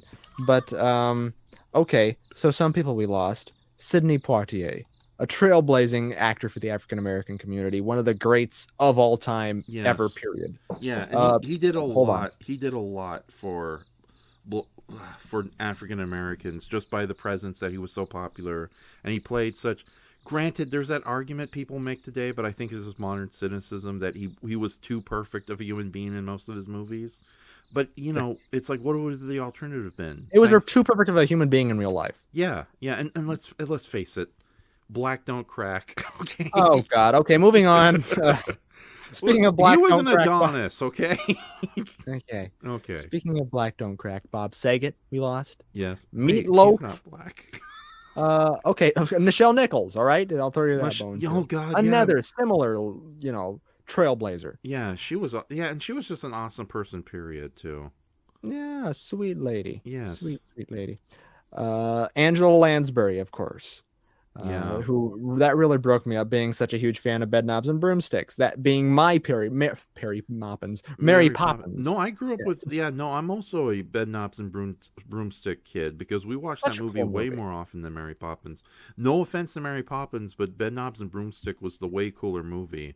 And that it's like that ending climax sequence with the army of animated knights. It's like French kiss. Yeah, and it's shot very seriously and macabre. And we used to have a bed with posts like that when I was a little kid, and I loved the movie so much that I would watch it on TV and pretend like I was flying around on the bed from the movie. Oh, dude, When I had an active imagination, when unlike me, now. yeah, when me and Miguel were like little kids, like 7 and 6 years old, like we had a fold-out couch bed, and Yeah. whenever Bed Knobs and Broomsticks would play on the Disney Channel, we would pretend we were there on the flying sequence. Granted, the flying sequences aren't that spectacular today. There's better effect sequences in the movie. So the dancing with the fish under the sea, and of course the final climax are way cooler. But still, yeah, that movie was great. And Angela Lansbury, it's funny too because I forgot if it was a documentary you introduced me to or if it was somebody else I saw on YouTube. But they mentioned that, yeah, poor Angela Lansbury, her big problem was that she always wanted to be a star for the majority of her career, but she always ended up being the second fiddle in most movies. And also, she's one of those actors who always looked much older than she actually was. Like you Yes, in one of her first movies in Gaslight, where she was only 26 or something, she's mature in an elegant way, though. I don't think she was ever Yoda. I was never like that. She was always beautiful. Yes, yeah, no, she was a real looker, but no, she is definitely one of those actors. Yeah. She was sexy when she was younger, right? Those films she made in the 30s and 40s is like, wow, wowie, wow. Yeah. But no, I'm giving compliments to your girl there. But yeah, no, she is definitely one of those actors who looks way older than she actually is. So much so that wasn't she still like only in her like normal 50s when she did Murder, She Wrote, or even her 40s. Yeah, it would have been. You think about 80s, yeah, 1980s. Yeah, just very sad. It was nice though that her last film role is in Glass Onion. Yeah, Albeit over Zoom, but still, it was nice to see her there. Yeah, a nice little acknowledgement to her character. So, and plus she was in like she was in several Agatha Christie adaptations, or at least the Death on the Nile, the one from the 70s that I saw recently. So, yeah, it's a great movie. Yeah, great movie, but at the same time, it's like, yeah, that was probably Angela Lansbury's most shocking death sequence. So it's Don't spoil it for people. Yes, I won't spoil it, but still, it's like, wow, I wasn't expecting that. Yeah. I'm a genius. Oh no. Not a good time to be talking about an amazing death sequence when we're talking about. Oh yeah, that's right. I forgot she died. Okay. Oh, all right. God. Okay. Anyway, Ray Liotta passed away, the star of The Godfather, as Henry Hill, who all his life he wanted to be a gangster, passed away. Who else here? Yes, your man David Warner passed away. Yeah, no, David Warner, I think was like I'll admit it, he was my first man crush because I always thought he was a really cool person. He always showed up as like the villain in a lot of movies I grew up with, Time Bandits, Tron in particular, and of course he in Batman the Animated Series where he played Ra's al Ghul. But when the guy was allowed to do comedy, he was really good at it. Like his voiceover role as the Loeb in Freakazoid is great. So much so that I had to recently draw the character. But yeah, it was really sad. Compelled? Yeah, I was compelled. Okay. I was making sure you weren't, at gunpoint. No. Despite the little figures in the title card, yeah, no, I was not at gunpoint. But yeah, no, David Warner really broke me up because it's like I would have loved to have, met the man in some form or something. So, but yeah, you guys seem like kindred spirits. Yeah. It's like the evil genius in Time Bandit. When you're a little kid, that's like one of the most terrifying characters ever because he just looks at you and you explode, and not in the fun way. But then when you and he a great Star Trek villain too. Have you seen his episode of The Next Generation, the famous Four Lights episode? Yes, yeah, he's very good in that. Yeah, and he appeared several times as Star Trek villains. He's the villain in the Undiscovered Country or the Klingon. He was the Klingon ambassador who tragically got killed. Whose last words to Kirk was like, "Don't let it end this way." Ugh, I'm dead. Yeah. So, he got the Leslie Nielsen in Poseidon Adventure treatment, where you think he's going to be a mainstay, but nope. Yeah, exactly. And it's sad too because when he died, nobody did a proper video about him. Ironically, I shared in the link above. There's a video called "David Warner is a Better Class of Villain," and it's probably the best video related to David Warner. And there's a movie he made. I forgot what it was called, but it was one of his early films where he plays like a slightly mentally unhinged person. It's a dark British comedy. And I definitely want to check that out because if it's any good, I would definitely like to do it on the movie Graveyard Shift. But let's continue the reading of the unfortunate list. The reading of the in memoriam here. Yes, yes. Okay. James Caan. We lost James Caan this year. Wow. Yes, poor guy from Misery and a great movie called Thief, which the only good thing Jim Belushi has ever been in. Hey. Oh wait, Well, Jim Belushi. he was in Jingle All the Way, Raph. Yes, okay. I thought you were talking about his more talented younger brother. That's something that he's been hearing his entire life. He was fairly funny in the extended version of Jingle All the Way, though, especially with that musical sequence. So They won me over a little bit. I will give him that. bit. And the dad in Elf too, which a lot of people love that movie. His performance in Elf really sells that movie, I think, even more so than Will Ferrell's perkiness. I think Elf is a little overrated, but James Caan's presence in it definitely elevates the movie immensely. And for all the things that Elves does wrong, in my opinion, I think the fact that it's introduced new generations to James Caan, and James Caan is now considered a part of the Christmas canon, so to speak, as grumpy, naughtyless father, I think it says a lot to his legacy. But yeah, James Caan was a really cool person. So yeah, to bring things down a little mellow, we lost Gilbert Gottfried this year. Holy crap, I'm no longer here. When you're finally free of me. Damn it. Gilbert Gottfried, who everybody knows, though, as far as movies themselves are concerned, everybody knows Aladdin and some of the voice work that he's done, but he didn't really get a great bite at the apple, physical wise in film. He was in those Problem Child movies, which I don't know if you've ever seen those. Yeah, but he's barely in them. It's like, they're pretty terrible. They have a great Beach Boys theme song though. Like if you go back and listen to the theme song from Problem Child that they did, it's phenomenal. But Gilbert Gottfried, the man himself, just a naturally funny person. Like it's the same thing about Norm Macdonald, who passed away in 2021. It was just something about their essence was funny, and I don't think they were capable of being unfunny. Yeah. Here's the thing about Gilbert Gottfried. He did it like not too long ago. There was a documentary. I think it's on Hulu. Where it was about Gilbert Gottfried and seeing the guy when he's not doing his offensive comedy shtick and all that. It's like I related because he's a bit of a socially awkward weirdo like me. Yeah. So it's like instantly it's like I totally understand this guy now, and I suddenly got a lot more sympathy for him because, as you know, his career kind of took a little bit of a dip after the unfortunate Twitter incidents. Yeah, the Twitter incidents. But in all fairness, I just think he was an eccentric guy who said the wrong thing at the wrong time, as opposed to the day where we're using mental health to defend the bitch behind Harry Potter. It's like, or Kanye West, or whatever the hell he's calling himself today. No, he's just Yee, as in Knots Yee. But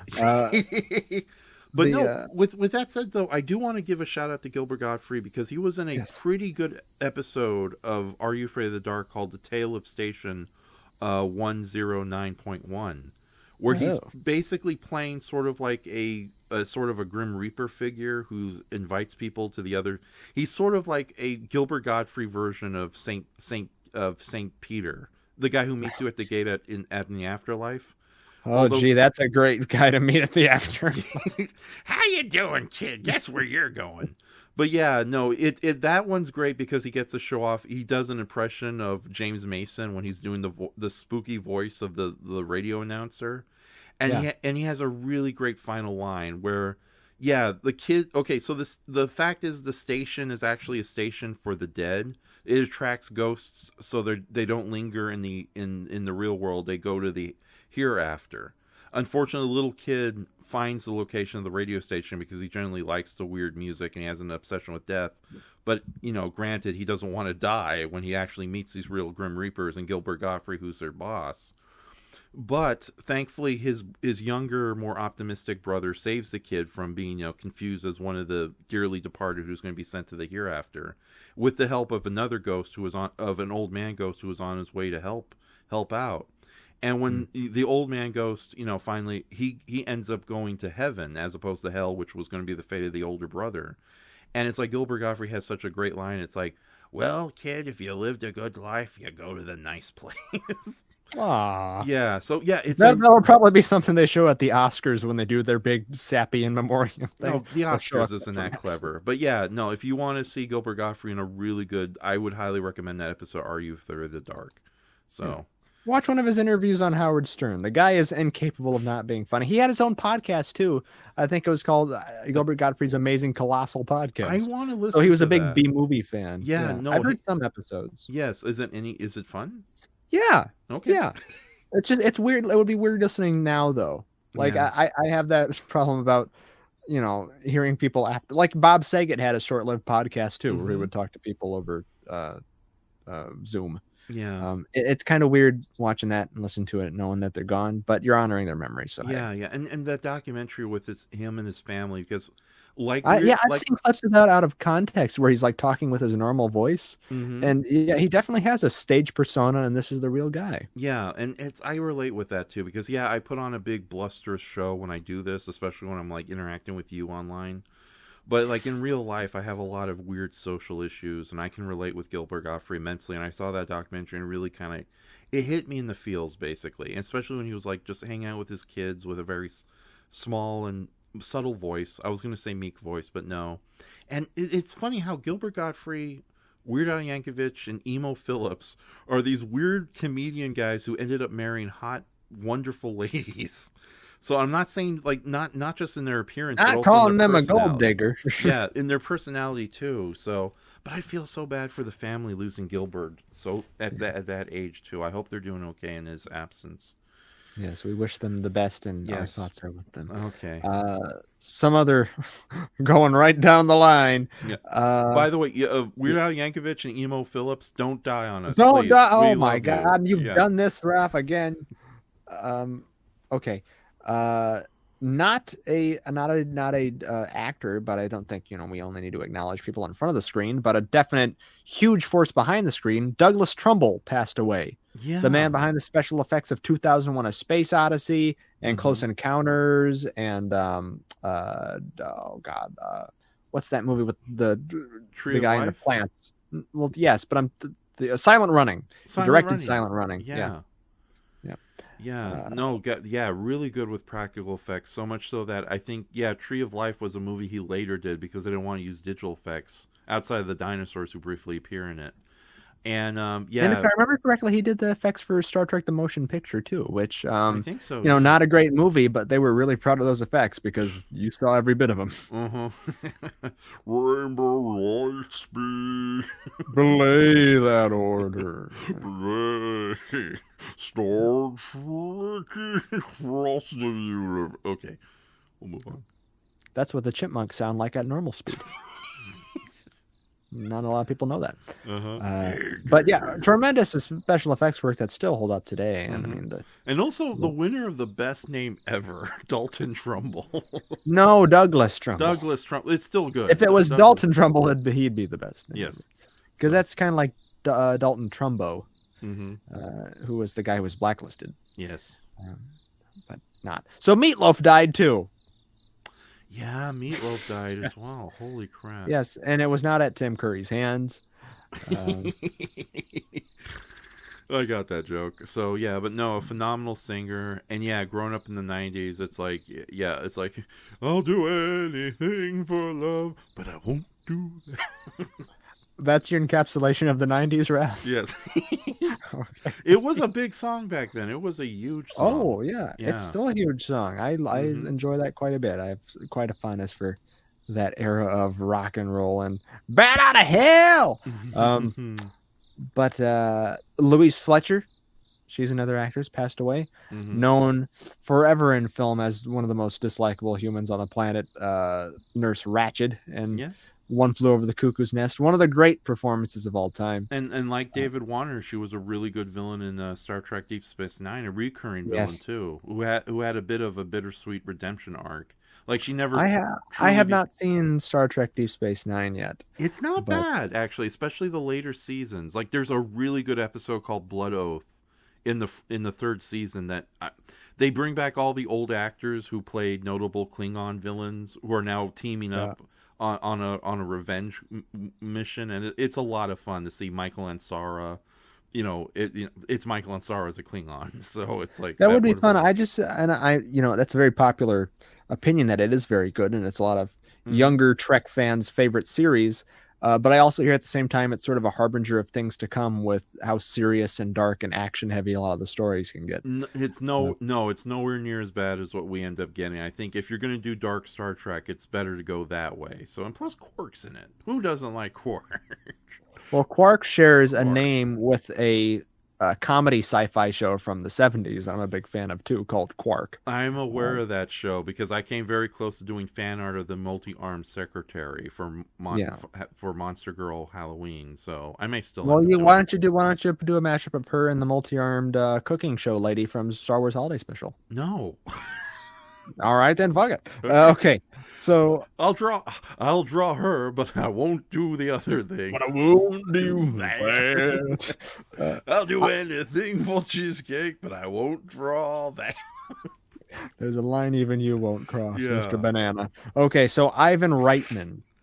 Wow. Yeah, Ivan Reitman. Holy shit. So, yeah, and right after his son did the Ghostbusters Afterlife movie. That's got to be...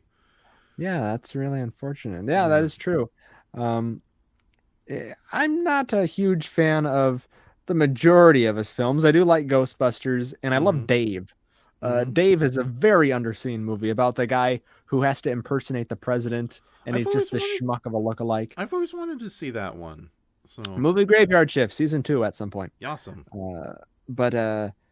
Yeah, a good filmmaker. And I know he and Bill Murray, didn't they have a falling out? Yeah, I think also. Or was it Bill Murray and Harold Ramis? Harold Ramis, yeah. Oh, okay. Yeah, but no, right, yeah, Reitman. Well, granted, he also did didn't he do Evolution, or was he just a? I don't know. Okay, yeah, okay. In that case, I'm glad he's dead. I think you're thinking of Charles Darwin, Raph, who died a long time ago. Evolution.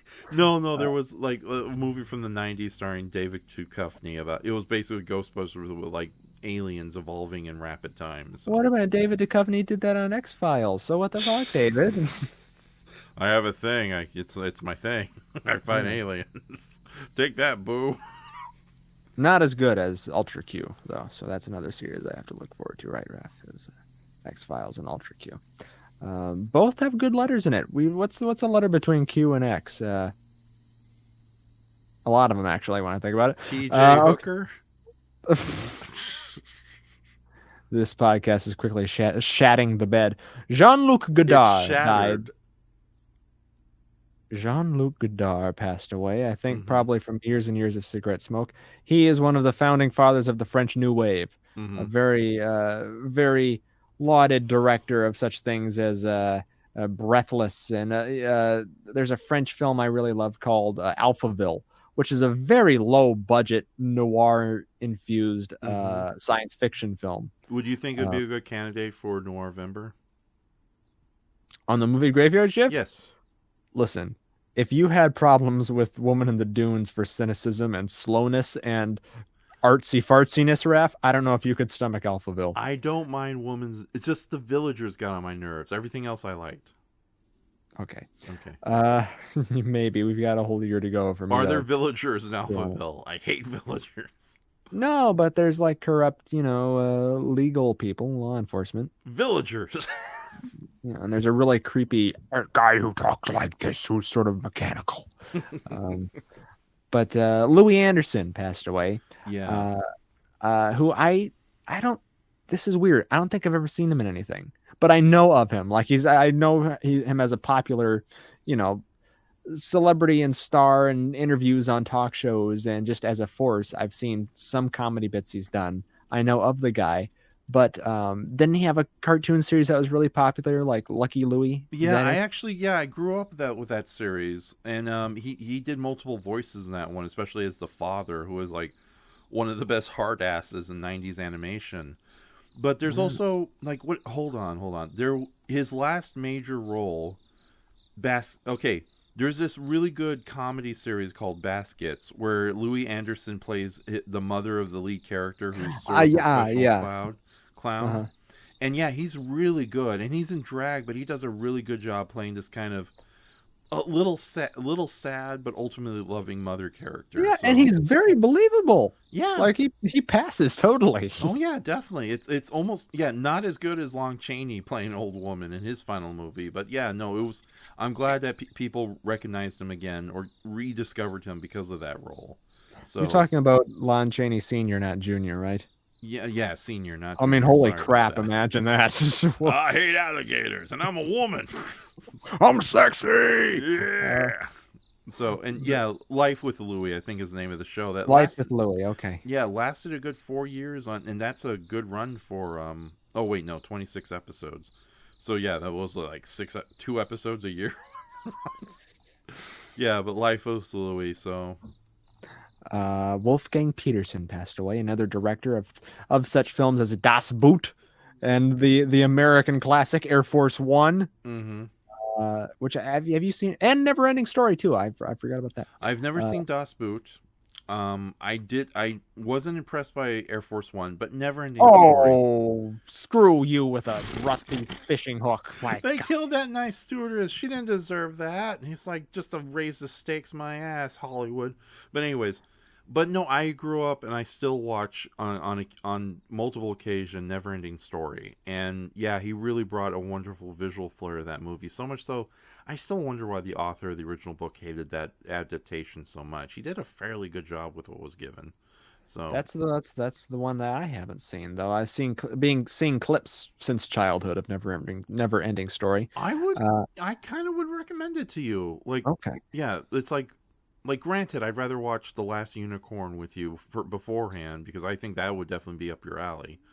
But Because yeah, I love unicorns so much. yes, because we were talking about doing a whole month of unicorn-based movies for the movie. Well, we ought to do a Graveyard whole. No, how many submarine movies have you seen? We do a whole month of submarine movies. Shift. Hey, yeah, I want to see Patrick McGowan in The Iceberg, Crimson Tide and the Iceberg and Mhm. Das Boot and Ice Station Zebra. That's what I was thinking. You ever see Hunt for Red October? No, The Tom Clancy movie. Oh, great. Okay. yeah, I heard that one. Watch Sean Connery try to pass as a Russian guy.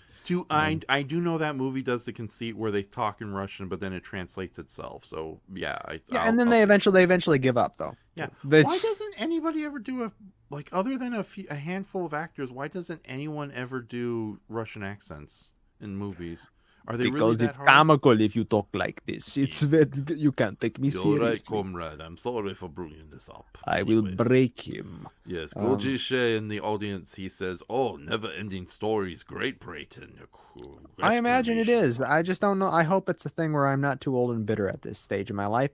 Though I watched Princess Bride, in my late teens, and I love that. So I don't think my cynicism will be a factor. Yeah, into it. no. What I like about Neverending Story, and it's one of the big testaments to Wolfgang Petersen's direction, especially from the age, because I've seen scenes from Das Boot, and even when it was obviously a toy boat floating in a model river. A toy boot. Yeah, toy boot. Das toy boot. It still was very. But the genius is the interior though, and the set design inside and how yeah, claustrophobic. but it no, is. it's still very moody, very atmospheric, and the Neverending Story. And I think it's a credit to Wolfgang Petersen's direction, but also a lot of the cinematography and the effects. It has a wonderful melancholy feel about it. It's a children's fantasy adventure from the 80s, but there are some genuine moments of dread and sorrow, especially when you consider it's a story about a fantasy world meeting an apocalypse and an observer from our world watching. But that's all I'm going to say at the moment. So Okay. okay. And I'll defend Air Force One because that's a movie that I saw before I came to America and was like, oh my God, is this what America's like? Cool. I hate stewardesses. Bang bang. Punch him in the Brayton, put that gun face. down. I'm a Get big, off my plane. As he Even smokes when a he- giant doobie. even in awful movies, I'm a big fan of Harrison Ford, even at any age, socking people in the kisser. That's all I need. You've seen The Fugitive, right? Yeah, The Fugitive's good. Okay, thank God. Yeah, The Fugitive. I All's don't not lost. care. I don't care. I'm Raph, gonna are you kill look- my wife. I Raph, don't Raph, care. Raph, are you listening? No, I'm sorry. I got into the. I Raph, don't Raph, What? Raph, are you listening? Can you I hear me? don't care. Are you listening to me? Yes, I'm Raph, listening. Can you hear me? You hear out of that ear? I don't bargain. That's a scene from The Fugitive that I just Okay. recreated there. Oh, You yeah. obviously were slow to pick up on it. Was But there a okay. jam? Is that the only scene you know from the movie? Everybody remember, knows that. I had but a fun time watching The Fugitive, but that was a long time ago, so I wouldn't mind revisiting it. I'm a big fan of the scene where Harrison Ford disappears into an Irish parade. That is my scene from the I movie. totally don't remember that part. Okay, we got to put the Fugitive on the docket. Okay. All right. Who haven't I talked about here? Robert Morse, a lesser known actor, but we did The Apartment last week on the movie Graveyard Shift, and we mentioned briefly How to Succeed in Business Without Even Trying.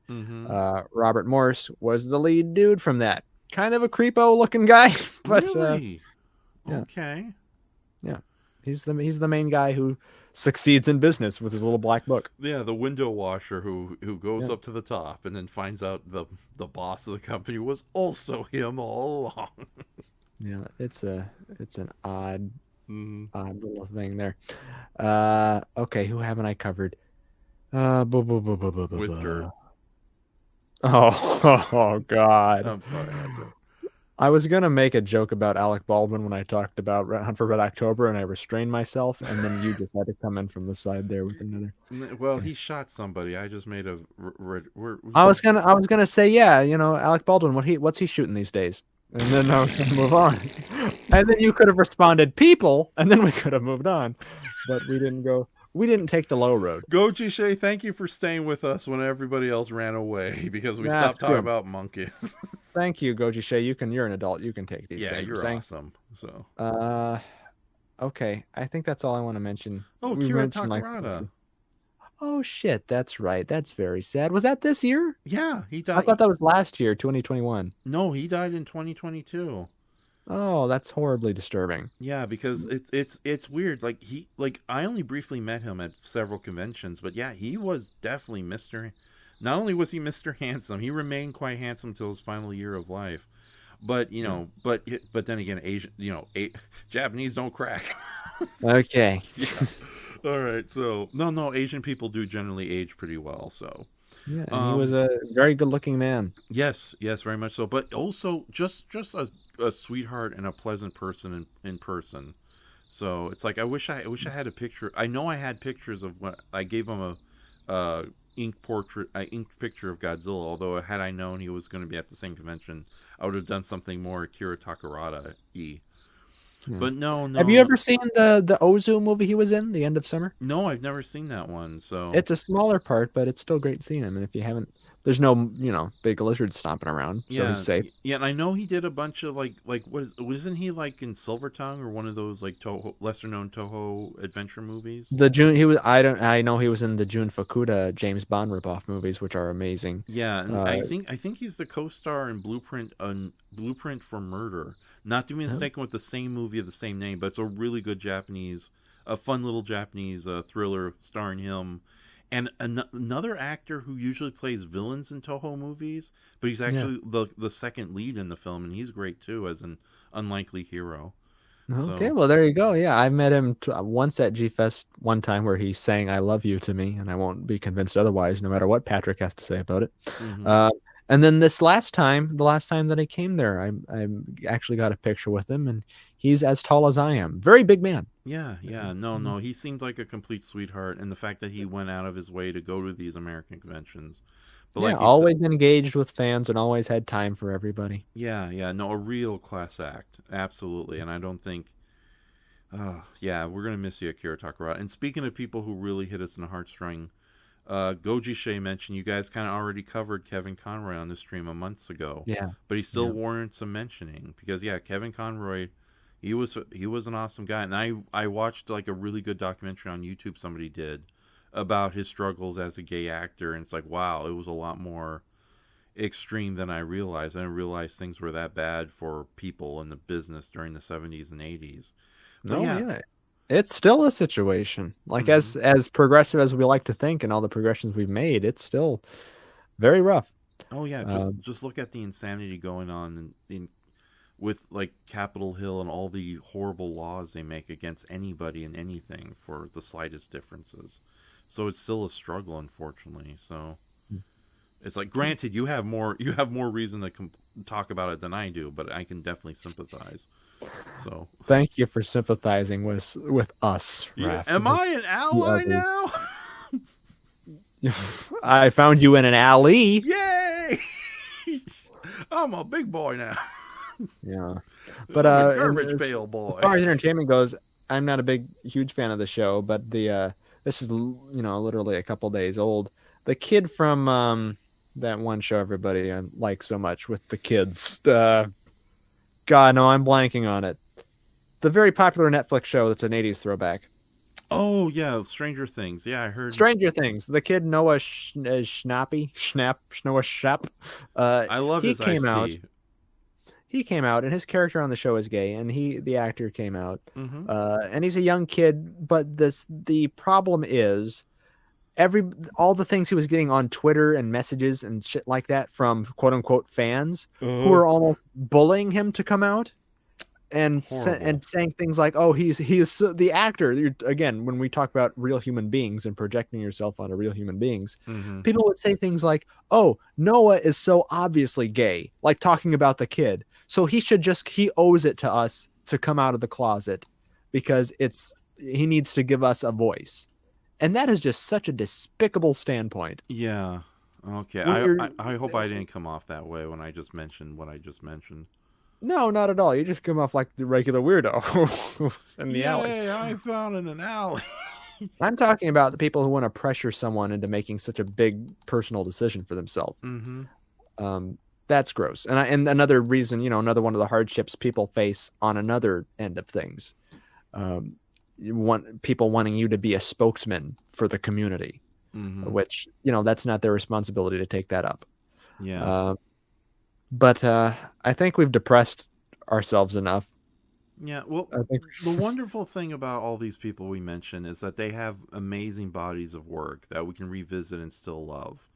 Yeah. And before we start finishing, I'm looking at the TCM Remembers 2022 just to see if there's any notable people we may have missed. there are some singers that I'd like to mention, like Jerry Lee Lewis.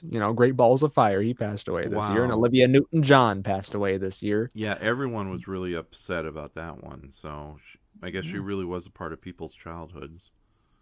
Yeah, I would say so. I'm not an amazing Grease fan, but it's obviously always been there for me. And tell me more, tell me more. Uh, Larry Storch. We lost Larry Storch last year. So yeah, it's like not only was he a great comedic actor from like F Troop and various other television projects, but like many of the film appearances he made, I think he would have been. It's a sad thing he never played a major role in a comedy, but yeah, he was a very talented actor, comedian, and comedy actor, and did a lot of voice work too throughout the 70s and 60s and 80s. So yeah, Larry Storch is no longer with us. we lost Anne Heche. Anne Heche? Yeah, Anne that's Heche. right. Yeah, and unfortunately, in a really bizarre car accident. In a very sad, tragic way of having an accident and then having the plug pulled on you, basically. Just Yeah. very tragic. Yeah. Pat Carroll, the actress and comedian. Ursula. Yes, best known as Ursula. Yeah, and it's like yeah, the animation is alone an interesting character design, but yeah, the voice acting towards it too amazing. So. Oh yeah, she's a phenomenal presence. Mm-hmm. And I watched videos of her, well into her elderly years, and she still had it. Yeah, I would actually like to see one of her like stage performances as a comedian. It's like it must have been like very sassy and very intelligent. That's So- I at least bring the sass to our programs, but Yeah, I like to think you're our Ursula Brayton. thank you. That is the nicest thing anyone. See, I was always the Cruella, I thought in my mind, but to be, Ursula's more rich of a character, I think. So yeah, I'll take that. plus you don't want to kill puppies. You want to befriend eels. I love puppies, and Mhm. I'm not a water person though, so that would be a problem. And I don't know if that gown she wears, the octopus gown, would be swimming on me, but. Yeah. Okay. Actually, yeah. You might.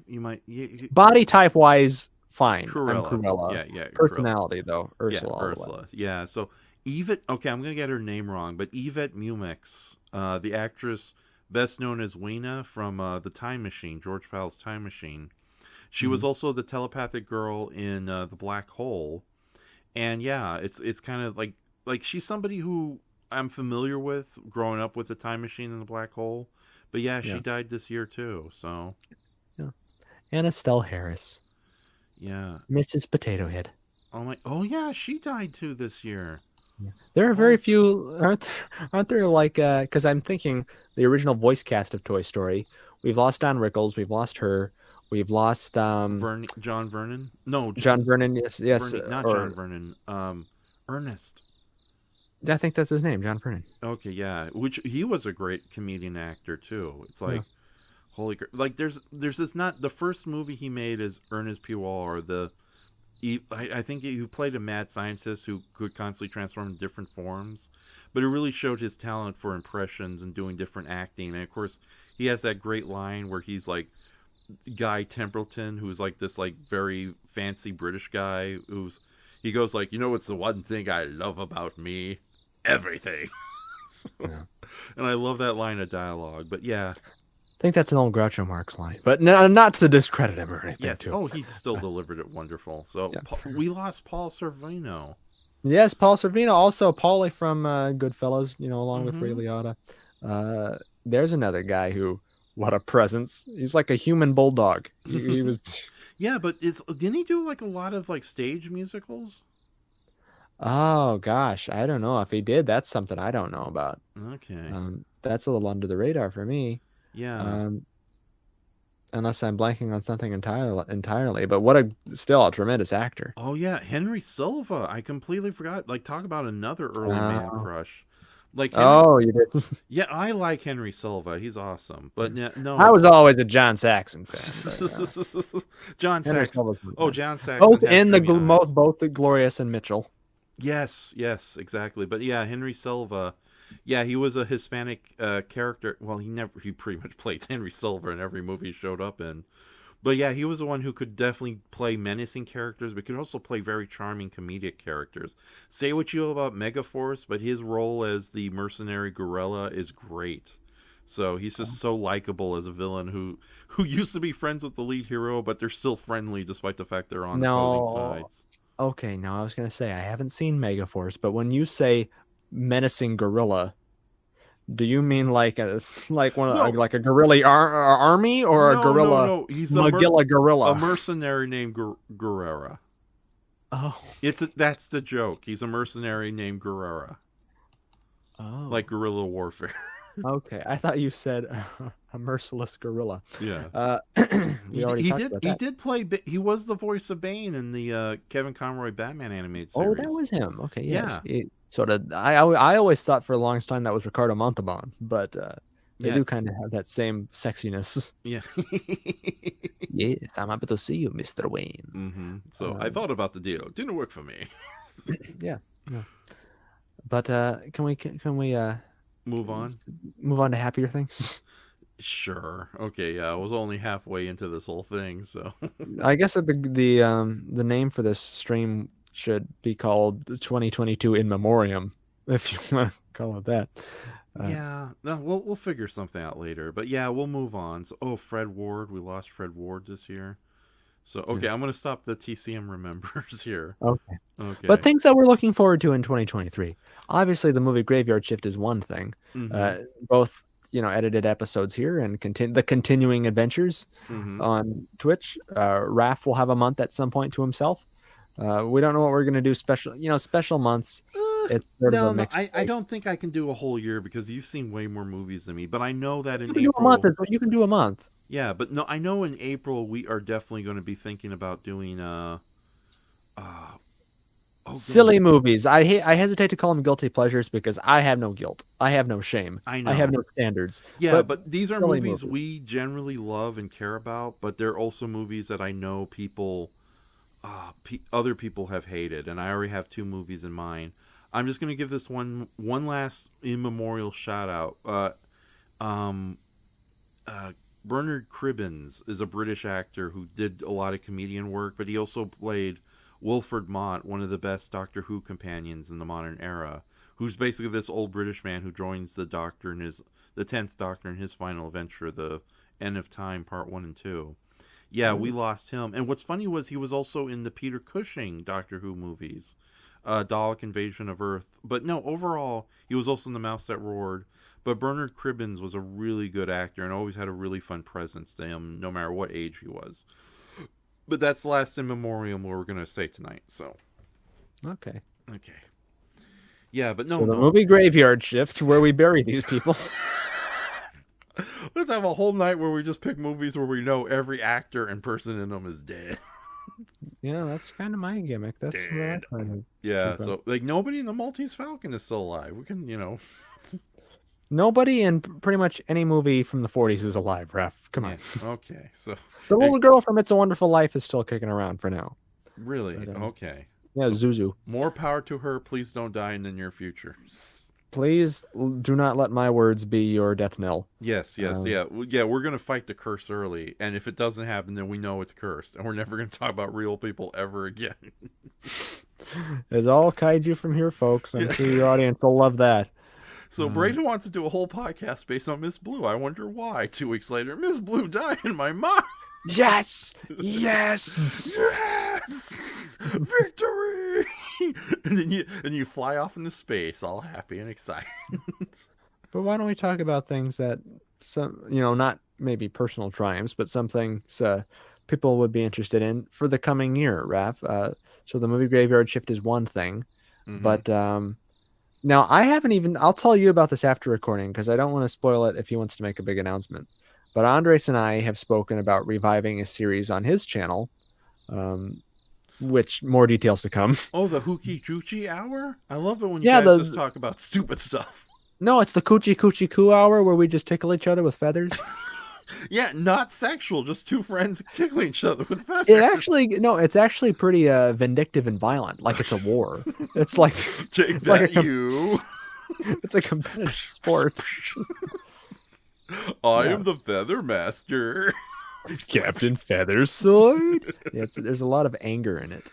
I know, it was a very disturbing show. I think like Wes Craven had a heart attack after watching an episode. Wes Craven's dead too, isn't he? But he died a couple years ago, so who cares? Yeah. No worries. Tom Savini's still alive. Yes, please don't die on us, Paul, despite what I've said, Paul Savini, Tom Savini. So, despite my indifference. But what about you, Raph? Any projects, anything? I do have several projects in mind. I may need your help editing some of them, but I'm going to try to do most of them my own. I'm going... More reviews with Patrick and I? Yes, I would definitely like to do more reviews with Patrick and you, because so far we've had Shop Around the Corner and Kwai-Dan, and while I know they're not like the best viewed videos on my channel, at this point, who cares? YouTube sucks. No. You guys are awesome. Thank you for supporting us however you can. Yeah. But yeah, I would like to do more stuff with Patrick Galvin, and yeah, I think I would like to throw an idea by you, but I know you're probably going to say no. Raph, that almost took my head off. Yeah, I'm sorry about that. Here, have said a by feather. me, not at me. Oh no, that feather pierced your brain. I'm sorry, Brayton. Hello, Vinny. It's your Uncle Bingo. Time to pay the check. Yeah. No. Anyhow, things Yeah. are coming. Okay, so I'll get this out of the way, but there's a lot of really cool kaiju stuff coming down the pipeline. Okay, tonight. I had to get into a breakdance video. No one wants to see that. Who cares? I want to see Camera Breakdance on Netflix. Oh, that's the Netflix, thing. where dying franchises go to live. Since we had one of my pestering trolls from my channel show up on the last stream, yes, Yeah, Gamera. I was tempted to ban that guy, but I didn't know. He's so annoying. I banned him from commenting on my videos. Yeah, from now on, I'll do it on my videos too, because that was just mean spirited for him just to come out like that and just I think he posted it on. Episode. Yeah. Like, granted, I would still like to do the third episode this year. It's for sure. coming. Yeah. It'll be out. I hate to borrow a line from Linkara, but it'll be done when it's done. It'll be on now the internet. You know how at some Linkara point. feels about Power Ranger fans, so you know what you got to do. You kick Andres in the balls and says, "Thanks for all the Zords, bitch." It's true. Ironically, though, I'm not as weird, and I have a much thicker skin than Linkara, so it's kind of a weird sort of dynamic. Yeah, but have you seen Power Ranger fans? Like we would. I have. I'm looking at one right now. Yeah, I'm not that bad. Nippo. Nippo, no. Oh, he's gone. Yeah. Jesus Christ. Okay. Okay, I'm looking forward to Gamera's return. I'm just happy the big Oh turtle's fuck, getting that's this year, man. God damn it. I was looking forward to this year. So now their pestering is going to be even tenfold with this son of a bitch. All right, well now I have to do this. To be fair, all those Mystery Science Zero fans are going to probably go into the Netflix series expecting happiness, and it's going to be like a scary, dark series where kids get eaten left and right by Gauss. So yeah, but no. I'm happy. I like the big turtle. I'm happy he's coming out. You know, I know we got a Coming out of a shell. Coming out of his shell. He's going to be singing on tour with gear on drums. So I keep cutting him. What's wrong? Don't use your head, you idiot! Don't call me an idiot. I got shurikens in my forehead. Can we have Virus heckling children in the audience like the Shredder actor Yes. did? Oh, with Zegra too. Well, you little boy. Is that Virus your and date? Zegra. That was a great Shredder. He should come back. Directly passive aggressive stage Shredders. Mocking 9-year-olds. Yeah. That's how I feel sometimes when I pick on your audience. That's why I want to apologize here. We have an antagonistic relationship, but it's all done in fun, people, and I do appreciate you watching. You need to play live action Jack Oxen at some point. So. That's fine. I would like to play live action Conor Branson at some point, but the silver makeup may affect me, much like Buddy Ebsen. And the purple wig and the fan. Well, you probably. I'll be happy with that. Yeah, you probably have the same dress that he's wearing. Not the same clothing he's wearing right now. So I can form that. Yeah, no, fairly well. I'm looking forward to doing more projects, especially creative stuff. I know that I can officially say that this year it looks like me and my friend Berkeon, aka Jesse, we're gonna finally get something published and available. So, and it's going to be something more than just a single issue comic. Review All Monsters, episode 3. No, I think that's gone. So, but no, it's I won't say too much about it, but it's a very significant piece of fiction. Right now, I'm just reading the last draft, and then we're going to see if we can get it published this year. But it's practically finished. You've rewritten War and Peace, but with monsters. Let's not do that to War and Peace. I think War and Peace has suffered enough because of everything. If it's not getting burned in book burnings, it's being screwed over on Netflix with all the important social. Can you and I come up with a new Glue character called War and Peace, and he's just an obnoxious war reenactor, but not just the Civil War, all of the wars? I'm War and Peace. My name's Warren, my last name's Peace, and now I'm going to reenact the Great Chinese Civil War of 1622. My name's Warren, this is my piece. There are many like it, but this one is mine.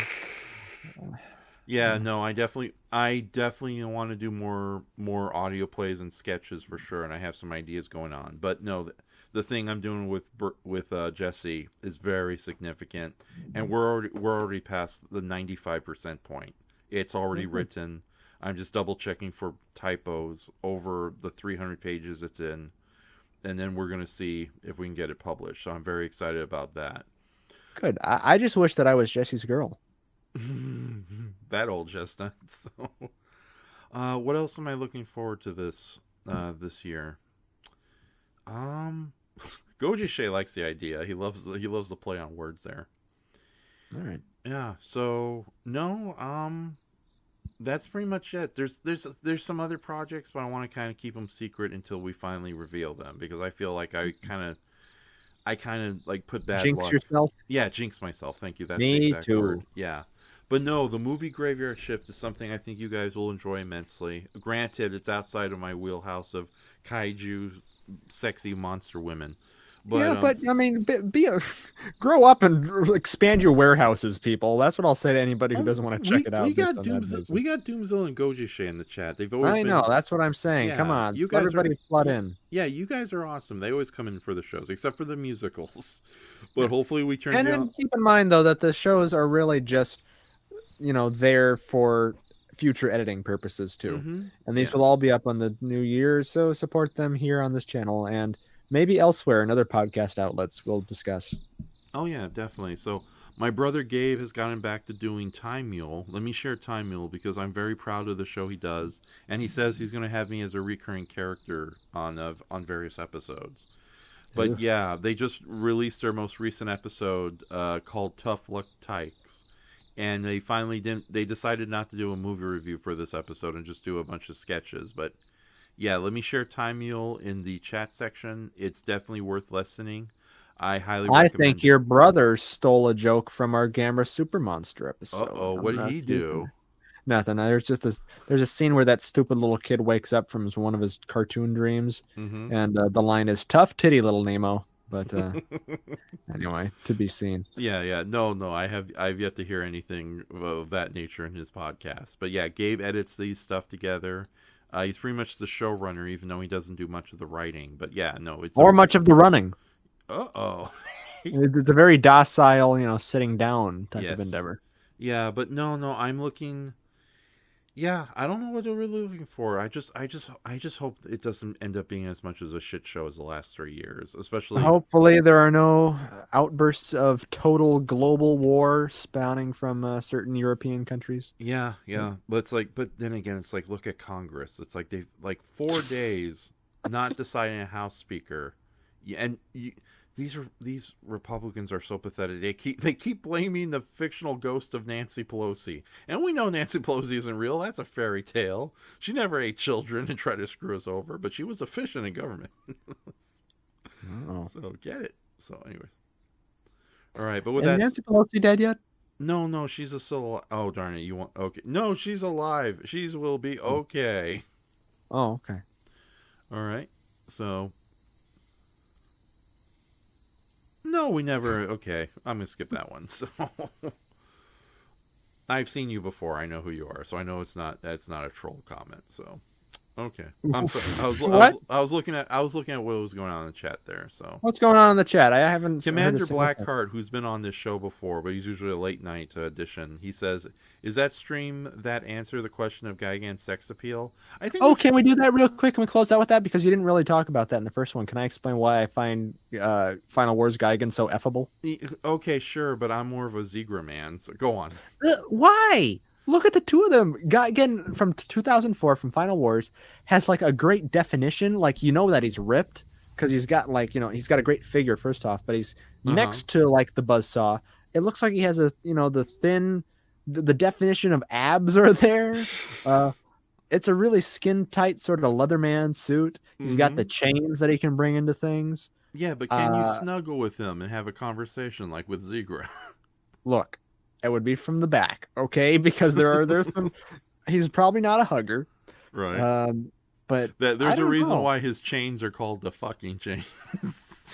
Are they really? Yes, yeah. That's what they were called in concept art before they had to change. Really? Yes, that's new to me. Well, that brings a whole new element into it, doesn't it? Yeah. So so Gigan, when he wraps up Godzilla, he's, what?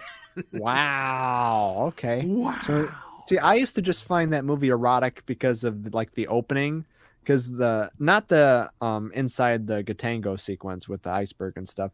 But when you cut to... Get right into it, Drill That's Manda. Oh, Captain Gordon, you like that, Manda? Yes. Heavens to Purgatory.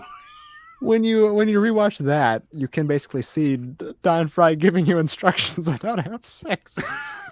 Go right into it. Fire missiles. Stay on course. Brayton, would you like to do an X-rated version of Final Wars?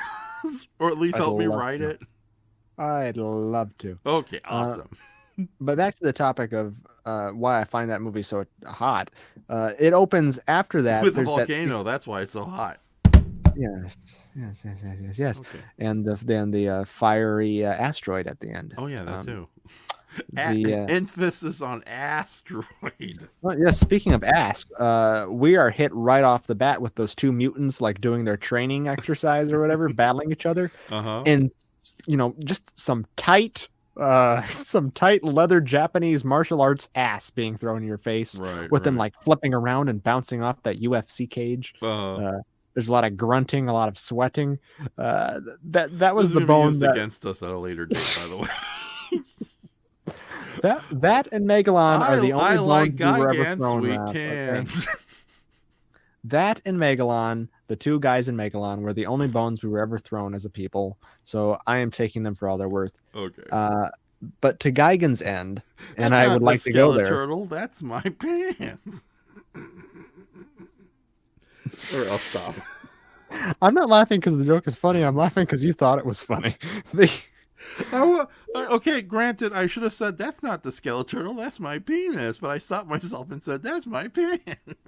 But I find Final Wars Gigan very attractive, and I understand he kind of looks like a xenomorph because he's kind of got, it's the tight sort of the black definition. But I like the color scheme. The red and the black is a sexy combination.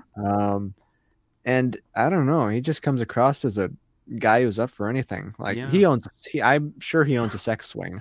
Yes, I'm shipping him and Monster X to the moon and back. Oh yeah, no, they make a nice little, they make a dandy little pair. Zyza Draws has joined us, and he says, "Why is the main villain from Final Wars so hot though?" So he is. Yeah. Everybody in that movie is like, supermodel though, so it's not really.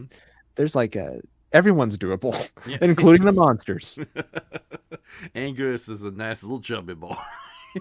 Yeah, like even Rodan is sexy. There's a monster. Rodan is sexy. King Caesar's got it going on. Kumanga finally shaved. I'm not into Kumanga or his webbing, but he shaved. That's true. That's true. Yeah. Do you like?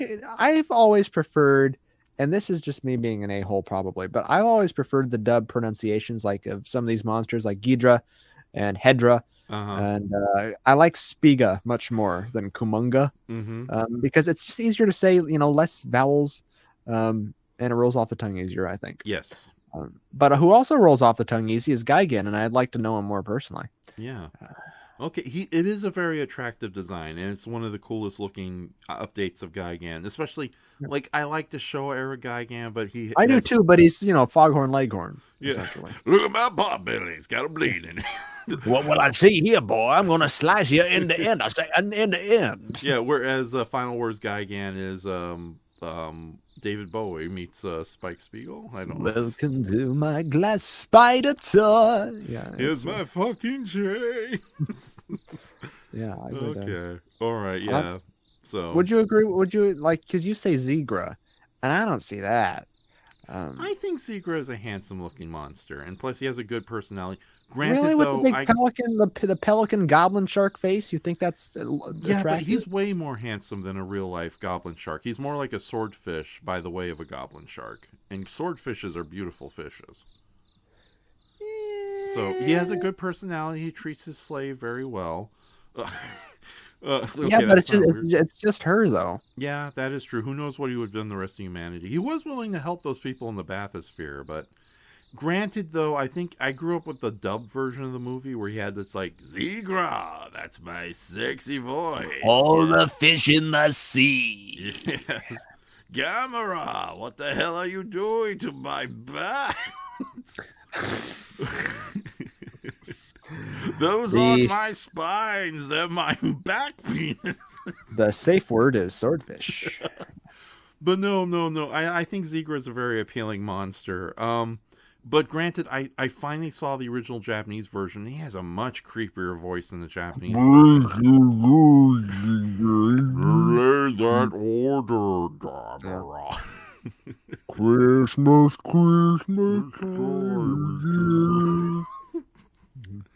Okay, but no. But yeah, there's probably sexier kaiju out there. It's like the only ones I would ever get it on with Jet Jaguar and Final Wars Gigan. That's about it. Mm-hmm.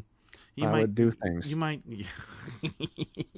And I'm not a creep like you, but I will make the exception for those two non-human life forms. I fall in love with every monster I see. Damn it! It's like there's so many. Like everyone had crushes. My heart's been broken so many times. Too. Yeah. Everyone had crushes on the Pink Ranger. I was all about Icy Angel, Madame Woe. So Madame Woe. Okay, so. Even the fighting flea did something for me. Yeah. Okay. I don't know. I think, what's his name? What's the big growly skeleton man's name? Which one? Rito Revolto? Zed. No, Zed. Oh, Lord Zed. Zed, he seems very... muscular? In charge of things. Yeah, he had a great voice. I would be his Rita just so I could wear her outfits, though. They had a kid when. Oh, what does that look like? It's Lord Zed, but with whatever. I'll show you later. What nightmarish offspring have they birthed? Yeah, he has the same body as Lord Zed, but he has like a half skin face and like weird demon horns coming out of the side. Like, who had demon horns? So Who has demon horns? I have demon horns. There you go. Yeah. I like demon. Okay, like who likes short shorts? But That was the joke. Thank yeah, you. yeah. That was like kind of a racy song for the 50s, right? Because back then shorts had to be down to your feet. No. I still go by that. What are those called though? They're called isn't there a name for those type of things, those shorts that go to your calf? Long bottoms.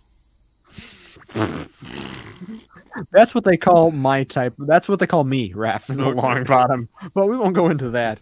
Here comes Long Bottoms with his mutant butt. Boing, boing. Oh my god. Ugh, could you imagine? Like down to your legs is your butt? Oh my god. Like down to your knees? Ugh. Yeah, it's like, and it's just nothing but flesh and fat. It's not like an insect's abdomen, which I found out recently isn't a butt. It's where the insect keeps the large majority of all their organs. So an abdomen is basically the body outside of the main body. Well, you learn something every day, don't you? Yes, yeah, definitely. So you're starting to sound like Kubla there, Raph. I know. So Kubla Kraus, I could have been late. Are you okay with that being the only time we have ever fought on screen? And I get the better of you? Yeah. I send you off on a little cloud. To be fair, though, at least it's not as anticlimactic as the ending of other Rankin Bass movies.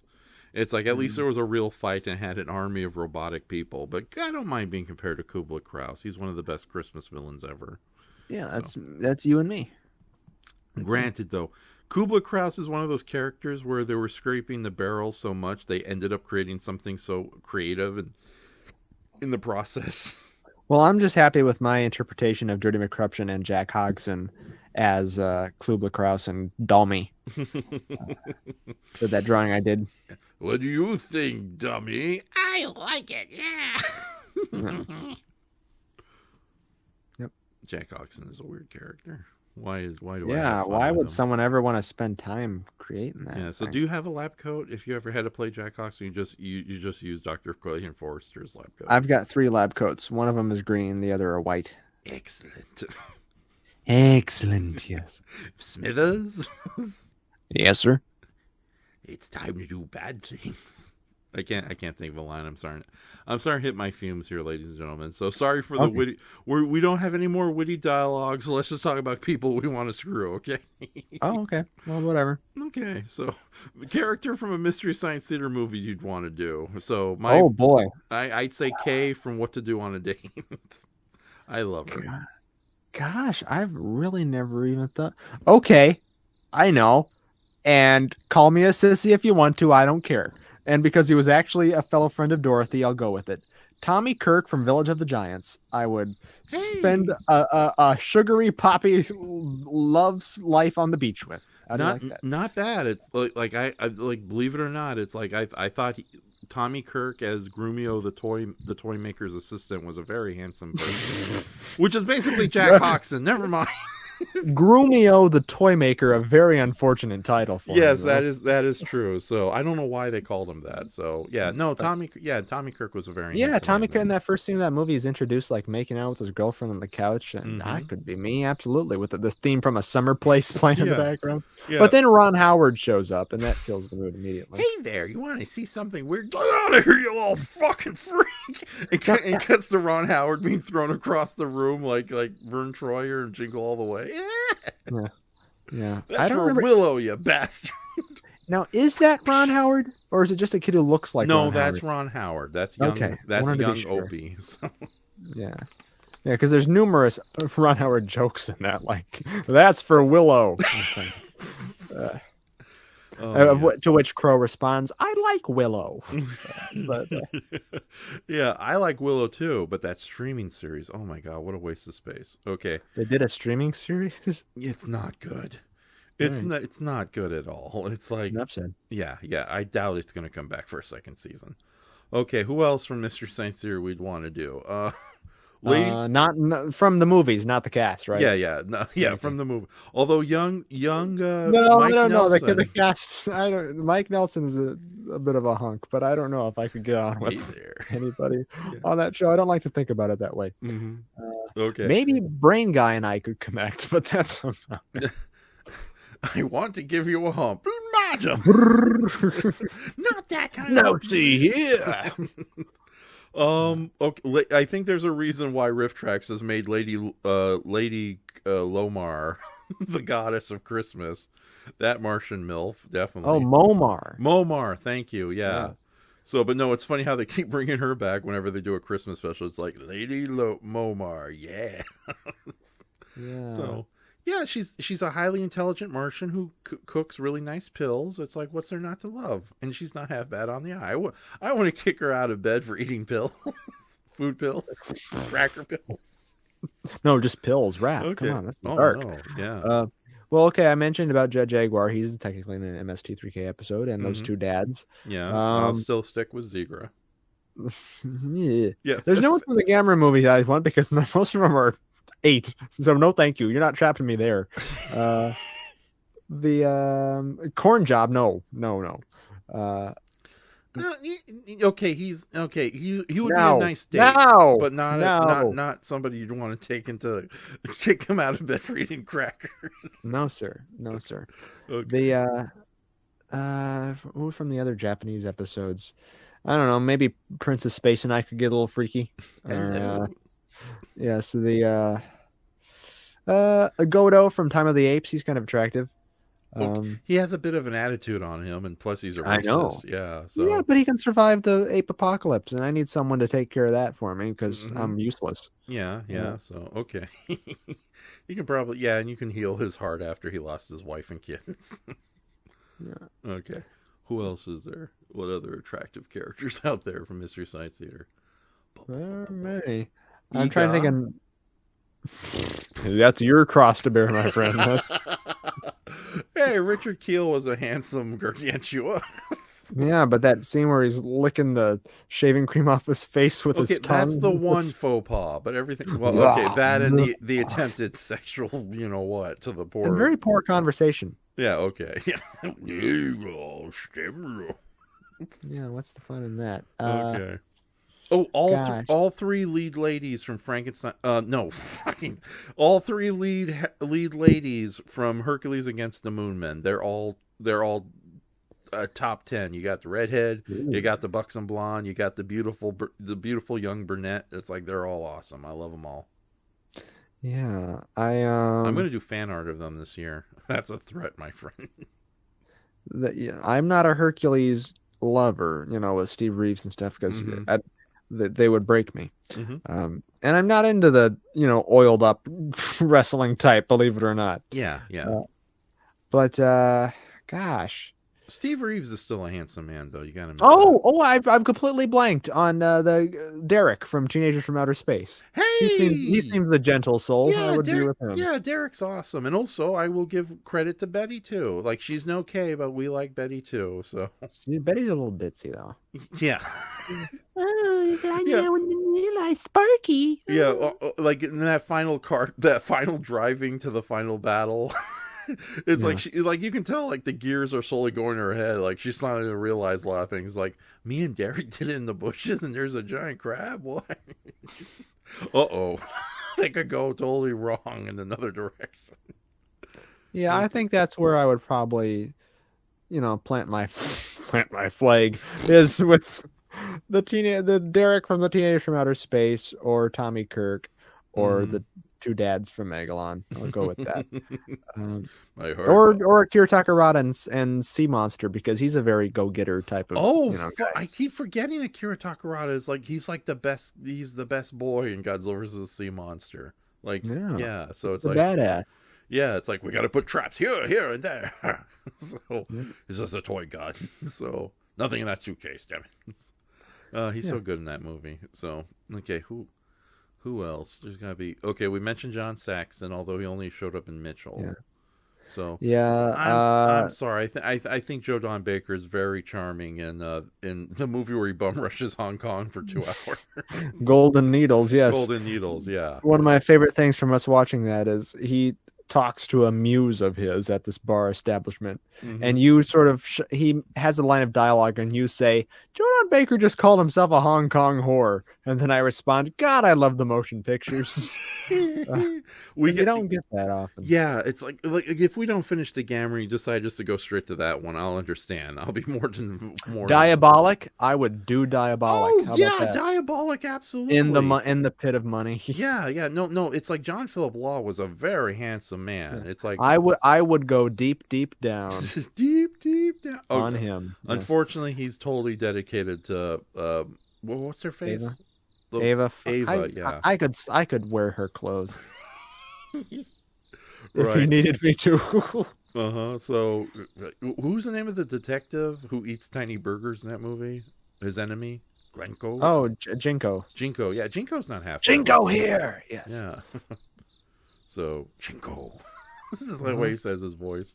So Diabolic is a great movie. I'm glad I was able to discover the movie outside of Mystery Science Theater. So Yeah, maybe.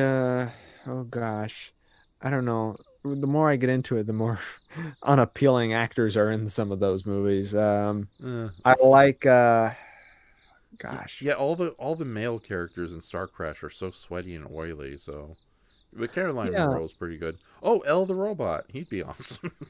Oh, okay. Yeah. I'm just trying to think of leading men like Puma Man, not for me. Oh, but Ben what about Murphy, his, maybe after sidekick? drinking. No, Okay. no. Okay, you'd be a good friend, but not a boyfriend. No. You all the Puma man. You got John Mickle Thor from Zombie Nightmare, who's the big buff hunkazoid who gets ran over and turned into a zombie. Okay, I'll take Adam West as a corrupt police officer in that one. Yeah, but no, he tries to rape the girl at the start of the movie. Oh yeah, oh god, that's right. That was a younger him being a jerk. Okay, never mind. Yeah, you don't want that. And then he gets dragged into hell through unconvincing special effects. Golly. Glenn Manning's got too many issues. Oh, okay. Last one for me. And it's a movie I really like too. George from the Magic Sword, the guy who's in 2001: A Space Odyssey. What's his name? Yeah, he's pretty cool.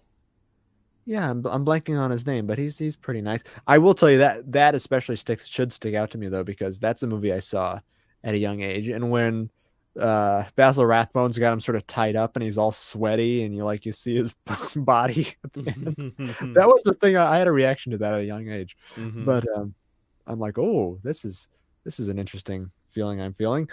Good body on that man. And Basil Rathbone, not bad either. Yes, shout out to Kimo Mizuno from Goji Shei, her Island Girl character from Godzilla vs. Mothra.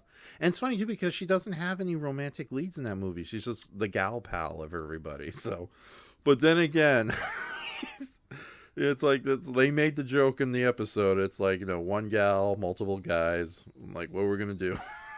Well, Godzilla takes a fancy on her. Oh yeah, that's true. Yeah, so even Godzilla was impressed with her beauty. So as out of nowhere, but unfortunately, he was doomed by his need to take a poop. Yeah, and plus he was a chicken. He was attacked by a chicken. That's what I should say. So, no, he was attacked by a chicken in Gigan. He was attacked by a condor in that one. A turkey. Oh, yeah. Okay. I totally forgot. Yeah, it's supposed to be a giant. But you didn't answer my question though that I did pose about Gigan. Bringing this all back around full circle. Not the sexy part, but does he have the record for being in the worst Godzilla movies? For the most number of them, because I like Final Wars, but notoriously thought of as a bad movie. Yeah. Gigan, terrible movie. Megalon, terrible movie. And I think that's it. To be fair, I'll be honest, Brayton. Go on. What? Well, I was gonna say maybe not the most, but every movie he's in is bad. Like he doesn't have a shining star in the bunch. Yeah. Well, here's the thing, though. A bad Godzilla movie is still leagues above most other bad movies. So it's like a bad Godzilla movie is leagues above other bad kaiju movies. Yeah, okay, that is true. But at the same time, I'll take a Godzilla movie over an Asylum film, or like some of the lesser Adam Sandler comedies. Like I Now Pronounce You Man and Barry or whatever the name is that Chuck movie. and Larry. Chuck and Larry, yeah. So I'm not just saying that because I was under some unfortunate circumstances watching that movie for the first time. Oh, you were getting married to a guy? Yes. My brother Gabe. It was weird. Oh. It got weird. So, okay. So, oh, wait a minute. Before we end our talk about hot people in Mystery Science Theater, there was somebody else I had a big crush on. I can't remember who, though. So, oh, yeah. Ellison Hayes is a very nasty bar maiden, so to speak, from The Gunslinger. Oh yeah, and Beverly Garland, she's pretty easy on the eyes Oh, herself, okay, and a okay. competent badass in most roles that she Yeah, plays. I totally, yeah, Beverly Garland. Yeah, me and Jesse, we have such a big crush on her. She's awesome. So, and she was I'm sure you would be a fan of Mamie Van Doren too, in Girls Town, Gigantor herself. No, Mimi, like, no offense to Mimi Van Doren, she's a good person in real life, but no, she never really did it for me. And plus, most of her characters were always kind of mean and whatnot, so. You wouldn't know anything about that. Yeah. Oh, that's right, Miss Blue. She's such a horrible person. Oh, that's right. All of your characters are horrible people. Yeah, no, they're not. There's some good Yes, ones they are. in there. You like No, they're Boo. not. Everyone No. loves Boo. Boo. Waffle Man doesn't. Yeah. Until she hurt me with her fucking mind powers. You're being an asshole. I'll never walk again. Yes. Oh yeah, the not only the Goji said mentioned. You would do the Gill Man? He's a handsome fish monster. Guillermo. There's a reason why we thought he would, like, the Gill Man would hook up with the redhead. But yeah, It is time to make the fish sticks. If you know what I mean, and I think you do. The girl fucks the fish. I'm a geek. Tonight on my cabinet of curiosities. Oh, it's my cabinet of fan fiction. No. Okay, with that says, I think, yeah. But getting back to Guyan, no. I've come to the point where, like, even at its worst, Godzilla movies are still leagues above bad normal movies. So granted, though, you have a much more sophisticated, tasteful film entertainment than me, Mr. Brayton. Well, thank you, Cindy Green Street, but I do You're enjoy. I have a wide love for a lot of bad movies, though, too. Yeah. Even the worst of the worst. I think there's a lot of interesting things and some truly, genuinely done bad movies. Yeah, that's the interesting thing I've noticed. Like, even a bad movie will have a moment or a character or a scene that's actually good. It's enough to almost justify not wanting to destroy the movie for future generations, so to speak. Tell me a good scene in Beast of Yucca Flats. A well realized scene in that movie. I'm thinking. Now, I love that movie because it has a general sense. Every single thing in that movie is wrong, in my opinion, but it has an almost nightmarish, dream-like poetry to it. That's a good Where way to put it. it's like a weird, if the talentless David Lynch made the movie, someone who is so off the beaten track and is trying to make like an artsy fartsy weirdo movie, and created a weird subversive piece of like dark landscape poetry. Yeah, where everything is at odds with each other. You're not joking, are you? No, that's why I find it interesting. Yeah, to be but fair, there's not a good scene in that movie, Raph. No. Well, we like Tor Johnson, so we can't be mean to Tor Johnson. It's nice to see like the California desert landscape. No, that's the Las Nevada landscape before it got kind of developed. So there's like a lot of neat natural features there to enjoy that you wouldn't see in any other movie. But boy, what a great dirt! Yeah, no, like rock formations and the plants and the really cool pond where they take a drink from. God, you're in love with the landscape photography and the Beast of Yucca Flats. The dull, great chocolate chip looking hills. You're gonna hate me for this, but as you know, I actually have kind of a soft spot for the skydivers. Yeah, a soft spot in your head maybe for the skydivers. Yeah, it just has kind of a melancholy calmness to it that I enjoy immensely. Yeah, but it's a big jack off of the U.S. military. And look at these cool planes that we can bomb brown people with. No, that's the starfighters. I'm talking about the skydivers. Oh, okay, my bad. I missed it. Yeah, no. The starfighters is a guilty pleasure in that regard. I don't know why. I think that episode just appeals to me. But no, it's Oh, wait a minute. Main villain from Time Chasers, isn't he a handsome person? I think it's about time you No, leave this it's company. time to be one of my game players. I Yes, don't like yeah, that no, guy. he's cool. It's like, sadly he'd shoot you after a while, but still, and not in the fun way. No, no. John Philip Law is also in Space Mutiny as the villain, right? Yeah, he's almost. Well, he's still handsome. He's scarier in that one. Yeah. I'd like him as a Diabolic. Yeah, no. He's a sweetheart and Diabolic, minus all the explosions. So. Maybe Neil Connery and Operation Double 007 because he can read lips. Oh yeah, that too. He's got a little superpower. Bart Fargo's sidekick, who unfortunately gets killed. He's pretty cool. I just like him as a character. I don't find him attractive. So. Ba ba da ba da da. Yeah. That's not the music you play as your friend is dying. So, the blind girl from the Human Duplicator. She's a cutie. So yeah, I can see an alien overlord falling in love with her immensely. So I've come to invade your planet, but I think you look nice. Yeah. Pitch. Oh, you don't like her? Pitch. Pitch. Pitch. Oh, Pitch. Yeah, of course. Pitch. Okay. I thought you were saying bitch. What? Okay, I didn't see the whole episode through. What does the blind girl do? Bitch. Oh, you're saying pitch. Okay. No. I wouldn't. Well, I sure as hell wouldn't want to get in the middle of Santa and Merlin. Yeah. So I'll take my chances with Pitch. And I don't know what the and the cuckold key maker who just stays there. Yeah, I think that's supposed to be Vulcan or something. So. Okay. Well, since we're gonna end things here, if you had to cosplay as one character from MST3K, who would it be? Rodolphus from Hercules Against the Moonmen. Okay. I can easily make that costume. It's like I just need to get a lot of silver paint, some silver cloth, some good cardboard, and boom, Rodolphus. You'd probably suffocate in that mask, though. And now, Sir Hercules. Oh God! I can't hold me, redhead lady. I can't get out of here. Yeah. I would, of course, have to be, the spirit of music in all of you. So Mr. B Natural. Yeah, Mr. B Ray Natural. Yeah, but no, Pitch is a lot of fun. He'd definitely be up there. So he's probably the only handsome-looking guy in the whole movie. Everyone else is just, terrified and small. Yeah. Okay, hold on. I forgot to mention this, but I really need to go to bed. And we can do a better podcast of this in the future. Best movie you saw all year, Raph? Oh my goodness, I didn't see as many movies as I wanted to see. You saw one every week on the Movie Graveyard Shift. Oh yeah, that's okay. So it's not a new movie. It can be any movie. It can be any movie. Yeah, Taking a Pelham 1, 2, 3.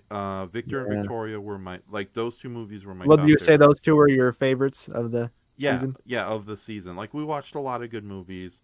Like there's a lot of other ones. Like Out of the Past was a lot of fun. I really enjoyed that one. Yeah, I like The Killers. I like it every time I see it. Yeah, The Killers. No, I'm sorry. Out of the Past is really good, but The Killers is I keep mistaking the two movies. But The Killers is a lot of fun. That's a really good movie. Yeah, that's the winning dynamic of Charles McGraw and William Conrad as the great hitman. yes, and the original Wicker Man. Oh wow, that. A bizarrely magical movie, it's like, despite the fact that it kind of ends sadly for everybody. So yeah, that was one that I was honestly surprised that you hadn't seen because it seems like you. It seems like a weirdo Raph choice. Yeah, but no, I was like for a horror movie, it was so it was the only time the weird, scary villagers were actually ridiculously pleasant. So, yeah, and honestly, not. This is what they believe. This is the crazy shit they believe. Yeah. And so they weren't just killing the guy. Yeah, and there's that little moment of doubt towards the end too. So that they're not being malicious about it, but they got to do what they have to do. This won't bring back your damn crops. And then Christopher Lee's like, "Oh, maybe it won't." And that thing about that they'll turn on him next time, which and they probably will. Yeah, and they gave him several paths out. Butt slapping cheeks and whatnot. It's a nice song until you added the drum percussions there, lady. It's a nice song, but it gave Raph the idea to recreate that every night. Yeah, no, I don't like. No, it's cold. I can't do that. But yeah, it's ridiculous. Like it's a magical moment, but then when she starts slapping her cheeks, it's like no. We're talking about her face cheeks. She doesn't do anything to her butt yet. Okay. So no, she slaps her butt cheeks. Anyways, Yes, okay. much like Gigan in the award-winning film, or was it Megalon? Whatever one slaps their ass. No, Godzilla vs Megalon. That's the one. I think it's Megalon slapping his butt. Yeah. Because he's laughing so much. Yeah. And I love that reaction they both have when Godzilla and Jet Jaguar fly out of the Ring of Fire. And it's like, oh, fuck. Yeah, Megalon is like, fuck. And like Gigan's like, oh, shit. My problem, though, is just everything enjoyable and fun about that movie occurs in the last 15 minutes. Until then, it's a slow ride with awful waiting room jazz music in the background. We'll see, my friend. We'll see.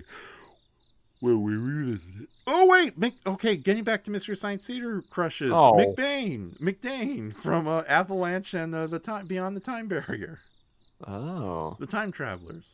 I liked haven't. him. I've seen those episodes once. I'd have to reconfirm. He's what they look awesome. like. I love him. Okay. Okay. Doug McClure, he can take me on an adventure Oh, yeah, any Doug day. McClure, absolutely. So, yeah. Show me the land that time forgot. And Caroline Monroe. We might as well say Caroline Monroe. Journey to my center of the earth. Hello, I'm Doug McClure. You may remember me from such movies as Humanoid from the Deep End. Come on. See, they're waving to me. Anyways, what else is there? Oh yeah, Christopher Lee in any movie. So he's been on Mystery Science Theater at least a couple of times. So, I think only once. only once, really. As Fu Manchu in Yellowface. Oh, that's right, that terrible movie. So, and his exposition fairy daughter, she's cute too. But at the same time, it's funny. Father, I need you to explain the plot. Well, daughter, this is what's I going don't on. fucking know. Okay, Daddy. Yeah, that white scene where she's running. It's like, Daddy, what's going on? I don't know still. Peter Jackson owes me money. I don't know why I sound like a Texan all of a sudden. I'm Christopher Lee. Damn. He's Benoit Blanc all of a sudden. Oh yeah. Halle Berry. That's my favorite little. He's so funny in Glass Onion, but that's something I'm gonna take in regular life. Like if I burn my tongue on a food or something, I'm just gonna exclaim Halle Berry. Oh Yeah. Glass Onion was a lot of fun. Earlier I talked about the Sea Beast, which I honestly thought was a really good animated movie. Uh-huh. Oh God, what other movies are out there that I thought were really good this year that I saw, both old and new?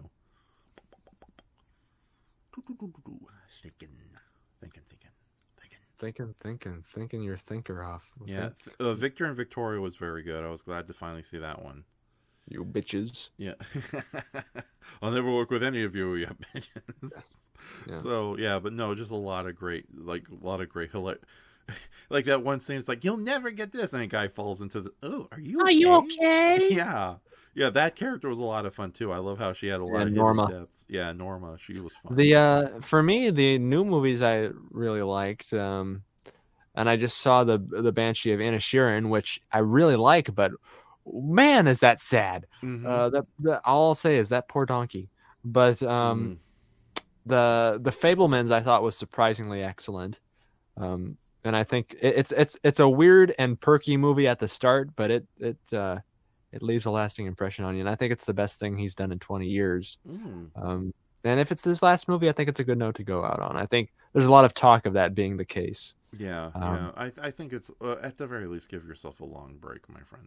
Yeah, well, it's his autobiographical film, so it's a nice bookend. But what else is there? I like Glass Onion a lot. I just don't. What? Go on. Yeah, no, Glass Onion was very good. So did anything else come out this year? I haven't seen the Top Gun movie that people were raving about when that came out. I liked the Batman well enough. Yeah, but I don't think I'll ever see it again. Yeah, I've seen the Batman several times. I do like the movie. It's just there's just a couple of scenes that almost ruin it for me. Like the car chase is pretty ridiculous. It's like, oh, that's awesome. That's it's awesome, but it's typical DC universe where it's like, oh yeah, there's collateral damage. We won't worry about it. So to hell with it. The sound design. Admittedly, though, that final scene where like Batman just slowly walks the car and does that insane bending down to look at the Penguin, that's a pretty good scene.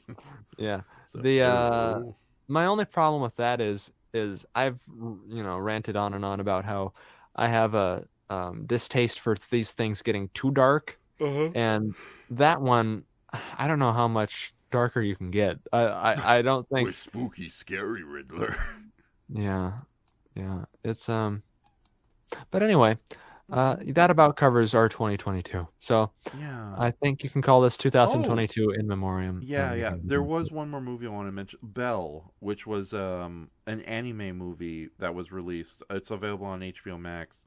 It's like a kind of like Ready Player One meets Beauty and the Beast, but it's much better than Ready Player One for sure, because Oh it my takes God. place in a virtual world, and this girl who's a famous singer online in her virtual persona, but not so well known in real life. Obviously, she starts to befriend another player who's this hideous creature who everyone hates, and she tries to find out, in order to help him both in real life and in the digital world. But that was a really surprisingly good movie, and from a Japanese director who's made a lot of really good films. Like he made a movie called Summer Wars and Wolf Children. Those are two films I definitely want to do on the movie Graveyard Shift. Okay. So yeah. Okay, not a movie that was released this year, but I was pleasantly surprised by a horror movie called Little Monsters. Oh, Yeah, that sounds familiar. yeah, it's basically it's about a kindergarten class that gets trapped on a field trip during a zombie outbreak. Mhm. It's Belle. Yeah, Belle. That's the name of the movie. I highly recommend it. And the two caretakers have to kind of help the little kids, but despite how violent and gory it gets, it's bizarrely wholesome. It's like, and nothing bad happens to the kids. I will say that. So but it's very fun, and there's some honestly cute sequences in it. Oh, nice. Yeah, especially one scene where they have to keep all the kids together and the zombies are slow zombies too. So they basically do a conga line with all the little kids while the lead teacher is like playing a guitar, and they go to a safe spot. But it's like, yeah, I haven't really seen that in a zombie movie before. Always So, nice to have a rare good zombie movie. yeah. Oh, yeah, definitely. So there's got to be I saw some British comedy I really enjoyed this year, but yeah, I don't think I watched as many movies as I should have, unfortunately. If I did, I don't remember them off the top of my head. Granted, Yeah. again, I'm on fumes right now, and we're going the same length we did with the previous stream. So yeah, So it's a good, a long 5 night. hours, Yeah. 5 hours over 2 streams. Thank you. That's half of the Peter Jackson Kong movies length. So, but we're still relatively short. So, okay, yeah. So, Well, it is compared to King Kong, we are relatively short. Oh yeah, that is true. So, You can eat us. yes. Okay. Any last things you want to say, Brayton, before we call this impromptu stream over?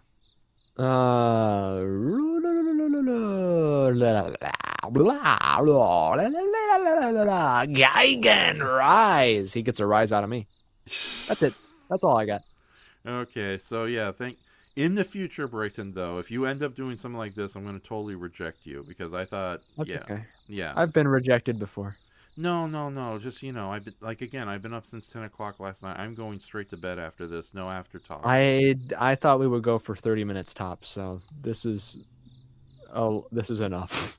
Oh no! Time flies when you're having fun. So Then what the hell was tonight's excuse? fun. I had fun with Mark and Kevin, and I had fun with you.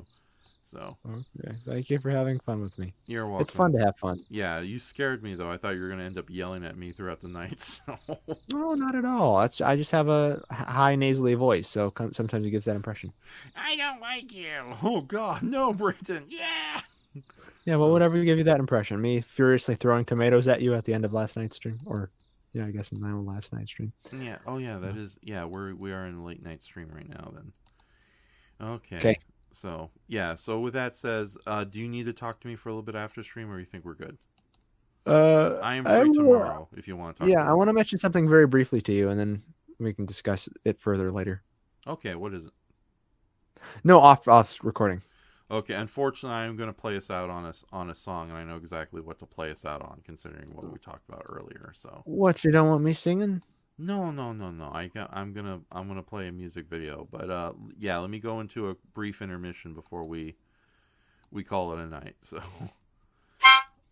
all right, go ahead and play your little thing while I prepare the tonight's. Play my little thing, my little harmonica here. I don't know how to play it, but I will learn someday. Mm-hmm. One day I'll learn. One day. So, all right, ladies and gentlemen, thank you very much for this surprise secondary stream. thank you, Brayton, for joining me. Again, I'm going to say big thanks to Mark and David for earlier. That was a lot of fun. And, you know, we'll mute the song or edit out I later. thought that was Kevin. Yes, Kevin, what did I say wrong? David. David. Oh, Kevin Dorndorf. Okay, that's where I Darendorf. Darendorf, yes. Okay. I'm a little grumpy hat. Okay, so, but yeah, with that says, oh, hold on. Oh, hello, Mr. Spider. There's a spider on my screen. Okay, it's a nice daddy long legs. Hello. Oh, they're crawling all over me. Oh, God, Brayton. Oh my God! They're eating Raph, and then they'll just mildly annoy me. Oh my kumunga spigas. Okay, I'm gonna mute you for a bit while I play our end song. So. Okay. So, ladies and gentlemen, thank you very much, and I make no apologies whatsoever.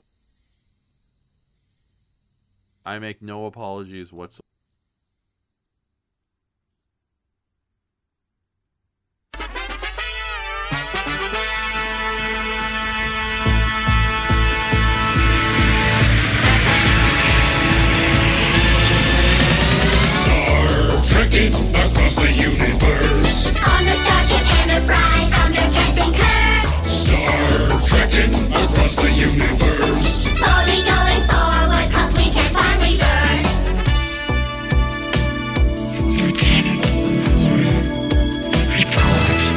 There's Klingons on the starboard bow, starboard bow, starboard bow. There's Klingons on the starboard bow, Jim.